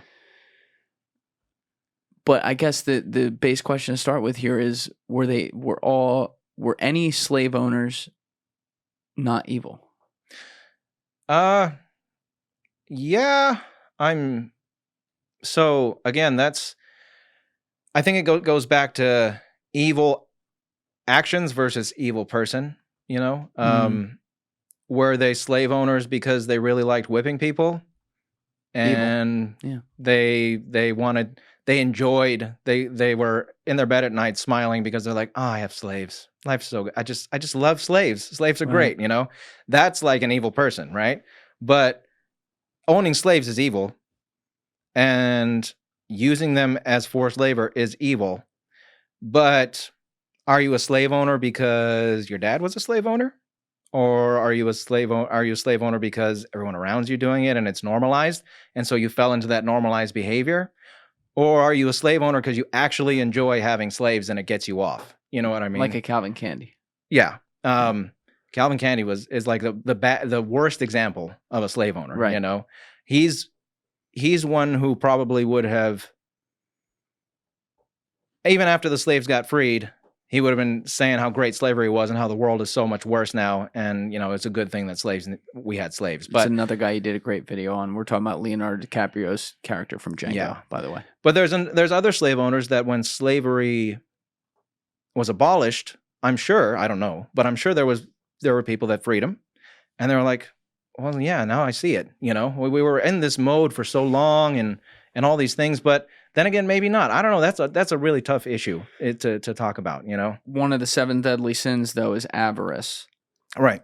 Which involves the want for money and greed. And a big part that often gets ignored that's extremely important, I think, to look at with slavery is that there was an enormous economic interest in it. They had free labor. Oh, yeah. Right? And which I think makes it worse. Right. But if someone economically was doing it because their father did it and they have to manage this plantation that grows whatever fucking plant, you know, tobacco or something, they're like, well, our business is going to go under if we don't have these slaves. Does that passivity mean evil, though? I don't know. Honestly, for me, and again, I'll go back to the whole reason my channel exists is because I evaluate everything on a case-by-case basis. Yes. I think the reason it's so tough to define situations like this is because there are going to be exceptions or things you didn't think about. And you only know that when you start looking at individual cases. Right. On the whole, slavery is bad. On the whole, being a slaver was evil. But were there slave owners that weren't as evil as some other slave owners? Probably. Were there slave owners who freed their slaves after they were forced to, which isn't good, but then realized the error of their ways and even went on to maybe help people, you know? It depends. It all depends on the person that you're talking about and looking at, you know? And for people like the great leaders of the past who were a part of these things, I kind of look at it like, so I do this with films too. So one example is Roman Polanski. He's pretty much universally reviled as a horrible person because of what he did. I don't know if I should go into explicit. Yeah, please explain that background. I think he was, I don't remember exactly, but it was like a 14-year-old girl or something that he was, I believe that's right, babysitting or watching or something, and he got her drunk at a party, and then he took advantage of her, you know? And then he fled to France, and, you know, he's directed movies there. Yeah. But he made one of the greatest horror movies ever made, Rosemary's Baby. And he did that before he did that. And he did Chinatown too, right? Was that him? I don't remember. Can we look that up? Chinatown, Roman Polanski? Yeah, I don't know about that. Sorry, go ahead. My nerd brain was kicking in right there. Now, should Roman have been allowed to continue making movies and be that depends. You know, he should have served some time for what he did. He should have, you know, been punished for it. And maybe after he got out and redeemed himself, if people want to watch his movies and are able to forgive him, that's fine. But when you didn't know someone was a horrible person and they made a fantastic movie, are you going to stop watching the movie? Some people, yes, but I think no. Like, for example, Kevin Spacey is pretty much donezo in all aspects of life, right? Like, he used to be my favorite actor, ironically, before he did his stuff. But he's not my favorite actor anymore, but I can still watch it. I can still watch The Usual Suspects. You know, that was a great movie. I didn't know he was a serial abuser, sexual abuser back then. I got 5 words for you, pal. Huh. I believe I can fly. It's a fucking great song. Yeah. I hate it. Yep. I hate myself One for of the it. most R. defining Kelly songs of the 90s. is a rapist bastard. He is. Hate him. He is a terrible guy. Keep him in prison for the rest of his life. God damn, it's not a good song. Exactly, and right? yes, I do sing it. Mm-hmm. This is, I think about this though, because I'm like, listen, I'm like, oh, I'm so bad for liking this, but I believe I can fly. So if George Washington, for example, was the, I don't know, I'm just going to throw out a hypothetical example. Let's say he was the guy who said that we should be free, you know, and most people should be free, most obviously, and that we need to have this democratic system and do all these great things, but he owned slaves. Does that make what he said untrue? No. No, it doesn't. If Hitler thought the sky was blue, are you going to no longer think the sky is blue? That's right. That's it. You know, I don't know to what degree people should revere people from the past who have done horrible things, who have also done great things. I can't answer that question. That's up to, the public consensus. But I don't think anyone should be disqualified from having reverence for them in certain ways, like certain things they said or did, if they did horrible things, because no matter what they did, what they said is still true, or what they did is still true, right? Like, again, the sky is still blue, no matter if a serial killer thinks it's blue or I think it's blue, right? So when it's stuff like that, then yes. It's strange where we have this arbitrary line that none of us really know where it is, though, because like, I know, right? By that, you can say it's like the Bruce Lee thing. Take what's good, discard what's bad, learn. Yeah. Right? Mm-hmm. We can do that with George Washington and stuff. Yeah. And there's a side note, by the way, George Washington, upon death, freed his slaves. Right. Which means that in life he knew it was wrong. Right. I struggle with that. Right. That goes both ways. People are like, oh, good. Well, he knew it and he freed him. I'm like, yeah, but why did he wait till he died? Exactly. Right. Right. Like he was collecting on their labor while he was still alive. He's like, yeah, you keep picking that fucking cotton. When I croak, you're good. I don't need him anymore, so they can go. Fuck my kids. I don't need a trust fund, but you're taking care of me. Right. But, we are able to, like, I look positively at George Washington, for example, in history. I think he did overall. I think he did many things. But then there's some people who are so past the point of no return that you can't even say something that is objectively true, right? And I will use an example here that I don't even like saying, but like, if you study Hitler, there's something to be said for the fact that when he got in front of an audience, he was an extremely charismatic speaker. Yeah. He's a brilliant speaker, actually. And in some ways, you should study that to figure out how to not make this happen again. But you also may look at it, and there may be some things are like crazy person culty shit. Of course, most of it is. Yeah. But you may be able to say, "Oh, you dropped the bar right there," right? May be, you know what I mean? But like, you can't say that at a dinner party. Sure, it's Hitler. So I think the only thing to consider there is another thing about Hitler, and as along with the speaking, he was also very kind to animals. He loved animals. He was a vegetarian, and he also banned smoking in Germany because he thought smoking was harmful and bad, which is true. It is. And, meth was better, apparently. Yeah, right. Exactly. So, but when you're looking to take inspiration from like an animal rights activist or an anti-smoking activist or a great orator, you can probably look somewhere else. That's correct. You know what I mean? Like, I don't disagree. Yeah. So you could still like, and it's true, especially as far as Hitler's oratory skills, that might be something to study for people who are interested in the craft and the art and want to figure out how to speak and move to influence millions of people and be successful in that way, which might be okay, but it's right. It's what like, are you trying to influence? Right, exactly. But it's for the smoking and the animal thing in particular, it's like more static things like that. That's not necessarily tied to his person. Like Hitler he's not the only one who said smoking is bad and treat animals well. There's another person you can look to for inspiration for anti-smoking and animal rights, right? But on a personal oratory skill level, yeah, he had a unique skill set that could be analyzed by someone interested in the craft that might benefit them in some way. But so yeah, for things like that, you know, if what they had to offer was something totally unique that you literally cannot, you cannot get it somewhere else, or if you study someone else who has done it since, it ties back because they got influenced by that person, you have no choice but to look to that person. If George Washington was the first person to say something, but then someone expanded upon it better later on, well, maybe they were influenced by George Washington. Of course. So you have to examine George Washington too.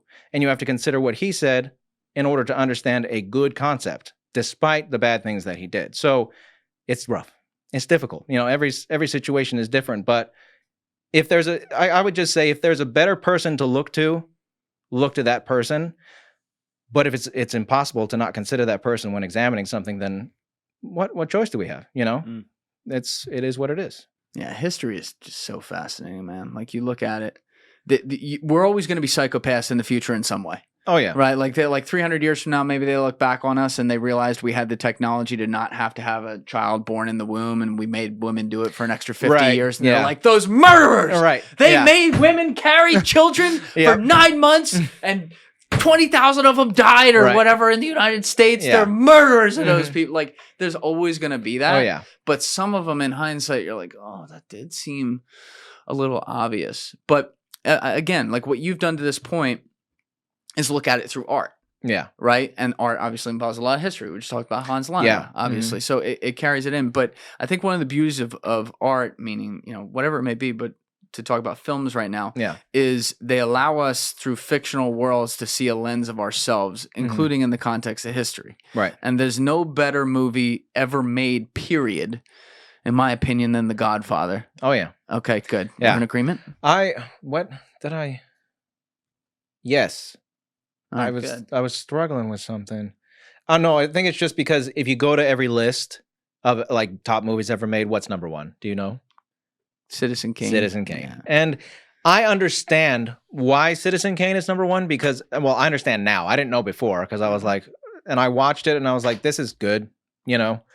But Citizen Kane is number one because Orson Welles pioneered so many new techniques that it's like, he's the one who made modern cinema with that movie. So you have to give it number one for being the influence for everything. I will give it that respect and raise it. It's still not. But The Godfather is this. I have actually a funny story about The Godfather. So in high school, there was this kid in my class, and I think he's in film now. And I don't know if I should say his full name. I don't know if that's a good idea. We can bleep it out if we have to. Okay. His name was okay. He has an Indian name. Okay. That does enough. A Hindu name. Yeah. But he was a white kid. And the reason is because his parents were super hippie vegan people who had converted to Hinduism. And he was a cool kid. I was one of my good friends in high school, and I'm sad I don't connect with him anymore, you know. But you got a little Irish kid named Vishnu. I know. Jesus Christ. Yeah. It's cool. He's got a cool name. It's interesting. It's kind of like me because in America, at least, most people associate the name Jamal with black people. It's more so a black name than it is an Arabic name because that's what we're exposed to. Like every Jamal you'll meet is usually black. So when they see me and they're like, Jamal. Yeah, but what? I see what you're saying. I didn't think, because I know it's a common Arabic name too. Yeah, but a lot of people don't. Yeah, in America specifically. You're right. So I've gotten a lot, like, especially when I meet people over the phone, I'm like, name's Jamal, how you doing? And they meet me in person, like, whoa, you're Jamal, white? What the fuck? Like, what is this? What is this stuff? You know? So, but anyway, he wanted to be in film, and I'm pretty sure he's in film now, and he wanted to be a director. And I was talking to him about movies, and I was like, oh, so you've seen The Godfather then, right? And he's like, no, I haven't seen it. Dude. He's like, it's not really my thing. You know, I don't really like mob stuff like that. I'm like, listen, I don't care if you don't like mob stuff, right? It is one of the greatest, if not the greatest movie ever made. Yep.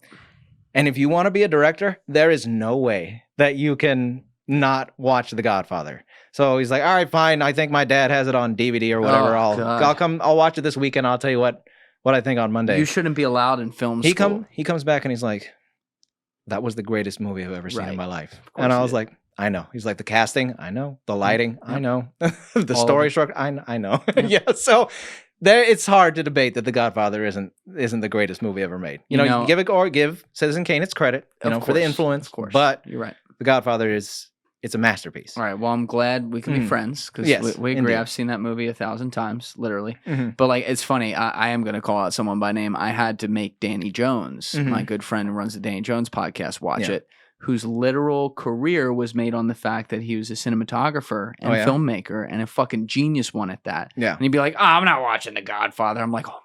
Oh, wow. And then I finally made him watch it, and he loved it. But he's like, yeah, it was good. I'm like, shut the fuck up. He played it off. It's the bit. Like, he was definitely like, beating off to that in there.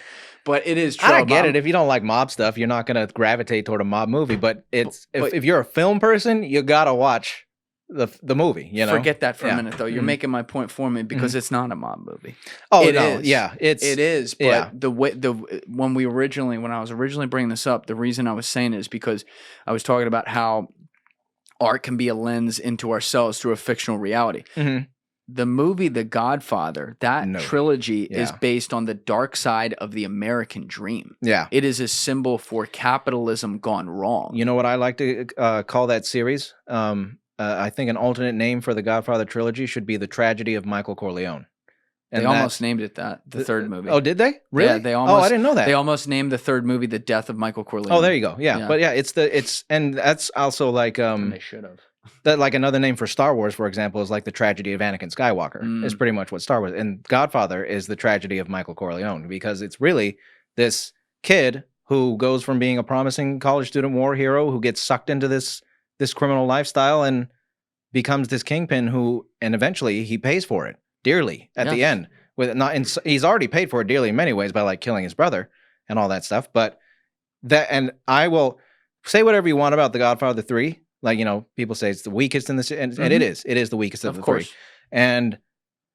But that last scene, the second to last scene with Michael screaming on the steps, that is one of the greatest scenes in film history. Yes. Say whatever you want about Godfather 3, but that moment of just pure human pain and emotion, it was heartbreaking and amazing. Oh my God. Yeah. When he's silent. Oh yeah. Oh! Yeah. Just, dude. Mm-hmm. Oh, it was like everything he'd ever done in his life. It came out. It just everything. In The Green Mile when John Coffey would suck out all the evil from someone, and then he'd lean back and the literal imagery of it would come out. Mm-hmm. This is before The Green Mile. Yeah. That's exactly like Michael Corleone was so he had done himself in finally so badly that he couldn't even make a sound, and then finally it was like God said, "Okay, you can make a sound now," and it just comes out. And like Al Pacino's one of, if not my favorite actor of all time, so like I love watching that. But you look at this, there's two layers to it, because we're going to get to Michael Corleone, because that is who the series is about, despite the lasting image. And it's not like Al's overlooked. I mean, he got nominated in the movie. Vito Corleone, Right. Yeah. Vito Corleone, though, is unique, though, because they made him a good guy. Yeah. They made him, or I should say, they made him feel like a good guy. Yep. You had this dude who's this moral man who believes in justice, but not the justice of the American government. That's a great impression.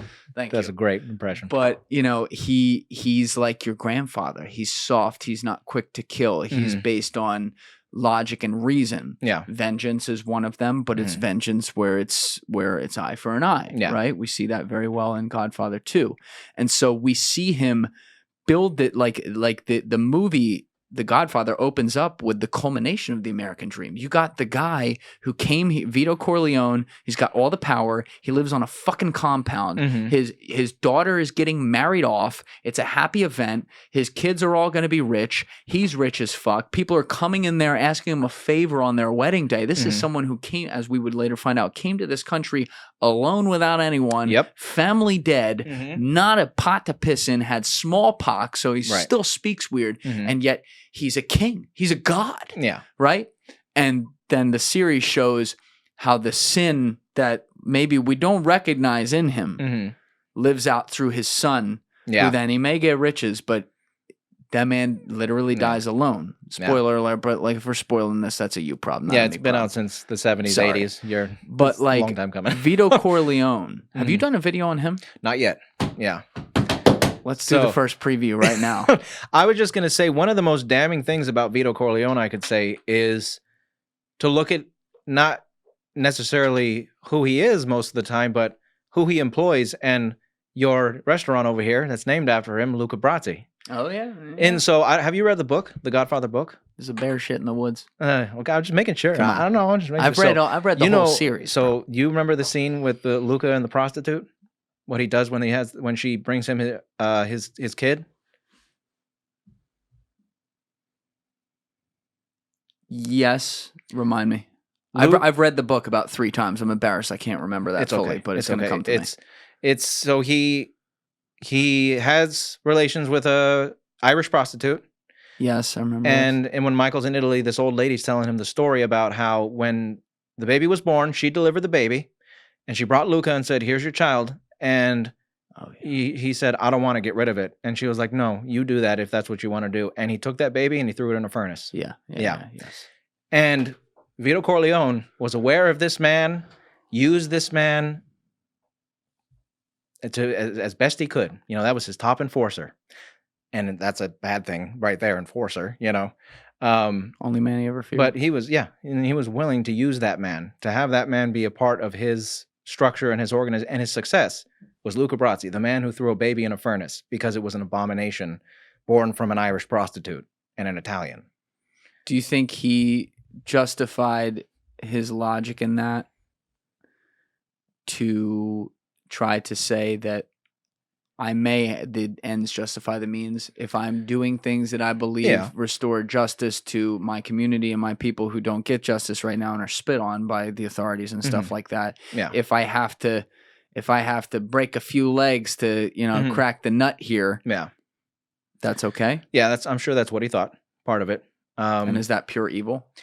No, it's not pure evil, but it's evil. I don't want to call it pure evil, and the thing about men like him in his position is he needed people like that. You don't get to be Vito Corleone without a killer like Luca Brasi. You can, it doesn't have to be someone who's throwing babies in furnaces, but you need killers. It's not like Vito built his empire on comments and nice wishes.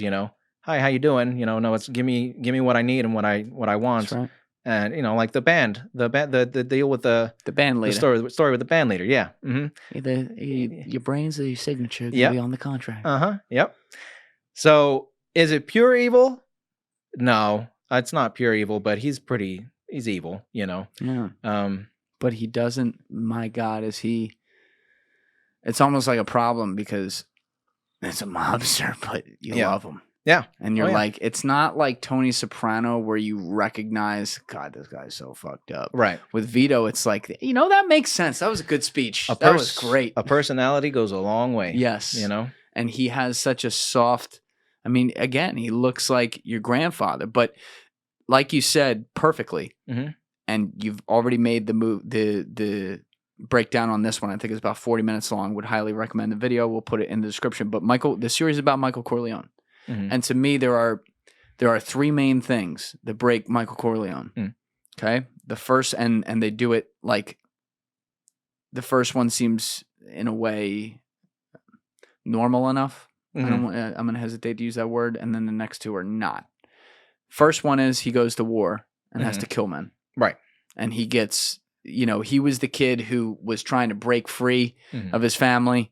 Wanted nothing to do with the business, wanted to get away from his father. That's why he volunteered to go to war. Right. To fight the peasant Avant, they aren't going to do anything for you, which his father hated him for. Or hated that he did that, I should say. You're right. The second one, though, is when he kills Sollozzo. Yeah. So his father almost gets gunned down, and he decides, oh, I'm in now. Mm-hmm. Those skills I learned in war, I'm putting that to work. You come at my father, you come at my family, you're coming at my I will fucking kill you. Yep. I will look you in the eyes and I will blow you the fuck away and not think twice. Yeah. And that hardens a guy to a point. And that's where you kind of, that scene where you see Don Corleone coming home and he's like, Yeah. That's Michael. And they tell him what he did, and he shoos him off because he's like, that's not for him. Yeah. That's not, because he knows he crossed that Rubicon that he crossed himself. Yeah. And then the third one is when Apollonia dies. Yeah. Once he gets double crossed. Yep. And he meets this young love of his life. Yep. She still has a fucking shoe store in Rome, by the way, that girl. Oh, really? Yeah, Simonetta Stefanelli. She literally was like around. That's cool. But I think she still has it. But like he sees that she gets blown up by someone that he was supposed to trust, who was right in his inner circle. Right. And, you know, there's deleted scenes that show both his reaction to that when he wakes up and comes to because he was knocked out in the blast, and also from Godfather 2 where they found Fabrizio, who crossed him. Yeah. And he killed that motherfucker. Yeah. And you see that once, like, any light that was left in his eyes, like that light we saw when he's looking at Apollonia, is gone. It's turned out. When he comes and looks at Kay, he looks at Kay as a fucking, you know, you're going to breed my children for me. Right. That's it. Yeah. So that's kind of how I looked at it. But how do you look at the evil that is Michael Corleone? And did he begin... When he got home from the war, was he already in a way evil? So after he got out of the military, his only real crime was loving a man who he knew was doing evil things. And depending on who you are and how you view these types of things, he could have been evil at that point for that reason, but I don't think so. I know I had been talking to this with someone about this years ago when I at a job I worked, and she had mentioned that, you know, one of her uncles or something had killed someone and, you know, disowned him, something to that effect. And I think I asked her, well, what if it was your dad? Wouldn't you still love him? Because I thought, you know, if it was my dad, maybe I would be okay with it, because I loved, not okay with it, but it wouldn't affect my love for him. And she said that if it was someone like her dad or someone close to her like that, that it wouldn't matter, that he's gone from her life, disowned, no more love, you know? So depending on who you are and what your own views are and beliefs on the subject, maybe Michael was evil after he got out of the military just by virtue of knowing who his father was and what he did. But I'm inclined to say no. When he got out of the military, no, he wasn't evil yet. That was not evil Michael Corleone yet. Yeah, I don't think so either. I think it was that second one. That's why I was emphasizing earlier. Like, it's that second one where he snapped. And there's a question though.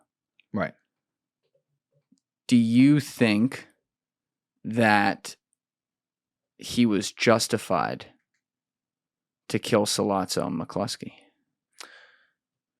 He had justifications for doing so, that's for sure, and they were pretty good reasons. He loved his dad. He didn't see any other way out of the situation, and he wanted to protect him and his family, which are noble intentions, you know? But, and as far as killing Sollozzo, who is, now I've talked about this in a lot of videos, especially with criminals, the criminal game, you know, it's a different story. You know, yes. Everybody signs a contract when they're in the game that, you know, sometimes you got to kill people and we're going to kill you. Now, is that a good thing? Absolutely not. You know, if the criminal game didn't exist, the world would be a much better place. Yes. But it does exist, and we have to judge it based on those parameters. You know, it's not like killing an innocent person. You know, yes. If someone's trying to kill you, or it's just the nature of the business. If you're sitting across from Johnny A-Light versus Chris Watts, there is a difference. I'm sorry. Right. Yeah. There just is. Yeah, there's a big difference. And so in that vein, it's more forgivable because it was a killing done within the parameters of the criminal game. It was vengeance. It was vengeance, which vengeance isn't a good thing either. It's one common thing in a lot of films, especially, that you see with vengeance, and even other stories too. Once people dedicate their lives to vengeance, and it warps everything around them, and then once that vengeance is achieved, they find out that pain is still there. You know, yeah, I got it done, but what have I become? You know, in my pursuit of vengeance, what have I become? And that's what happened to Michael. You know, I don't think he ever asked that question. Yeah. Right? No, I don't think he ever asked himself that question. No, he And it's very understandable what he went through and why he did it. You know, my father's in trouble. I love my father. This is the only way I see out of this situation. I feel pressed to do it. But what did he become, you know, by doing that? He entered the life, couldn't leave it. Yep. So was he justified in doing it? Yeah. He had his justifications, and they were pretty solid justifications. But was it a good thing for him to do? No. It ruined his life, pretty much. Oh, it totally did. Yeah. That was the point of no return. Yeah. But it's crazy that right after that, you know, you saw pure love from him. Yeah. Something we can relate to, something we all aspire to. Yeah. We all have. I mean, you're married with your wife. I would like to think she was certainly the one you felt that with. Yeah. Congratulations, by the way. Thank you. But, you know, even those of us that aren't married, a lot of us have been lucky enough to be deeply in love, right? And we know what that is. And I think that movie described it with that Sicilian proverb more perfectly than I've ever heard described, being struck by a thunderbolt, which doesn't exist. Yeah. And that's the point. You know, but you see, and that's also Al just being a great actor, but you see him, see that girl, and you see that this forming monster, right? That's kind of what we're getting at here. Has the ability to feel on that level, that thing that is so elusive, but that we all want. Yeah. And you're like, still a human. Yeah. It's only after he gets his happiness, he's on his, 2-year vacation in Sicily hiding out, that she is taken from him, that we then see it go away, and he has no ability to love ever again, despite what he may claim he can do. Well, one of the things, I actually made a short on this a while ago, and hate, it seems like love and hate are opposites, but hate isn't the opposite of love. It's just an extension of it. It's love gone dark, because if you hate something, that means you love something just as much. Why do racists, for example, hate other races? Because they love their race so much that it has caused them to hate others in pursuit of keeping them safe and whatever, So why did Michael go on this hate-filled vengeance mission? Because he loved his father. It wasn't the opposite of that love. It was an extension of that love. That's why he did what he did. So it does make sense that someone could hate so hard but love so hard at the same time, because they're one and the same. Not one and the same, but they're extensions of each other, I think it begins that way for a long time, for sure. Yeah. At some point, though, I think the cause changes. Oh yeah, no. When Michael kills his father's son. I mean, you remember again. The third movie gets a lot of shit because it's the third, followed up the 2 greatest movies of all time, and it wasn't that, right? And there were some mistakes in there. If it were alone, it's objectively like a good movie, right? And there are some amazing scenes in there. When you see Michael in the garden, I think that was in the Vatican when he was doing it with the cardinal confessing his sins as an older man and crying and saying, I killed my father's son, I killed my brother, and you see the cardinal like, oh my God, I wasn't expecting that. I knew you were a bad motherfucker, but not like this. Yeah. Going back to that, though, when he actually did it and how it was so premeditated. Yeah. You see Fredo like go and hug him at his mom's funeral, which, by the way, shout out to John Cazale, the greatest actor no one ever gives respect to. I know, right? He was fucking gone before his time. Oh my God, was he unbelievable. Yeah.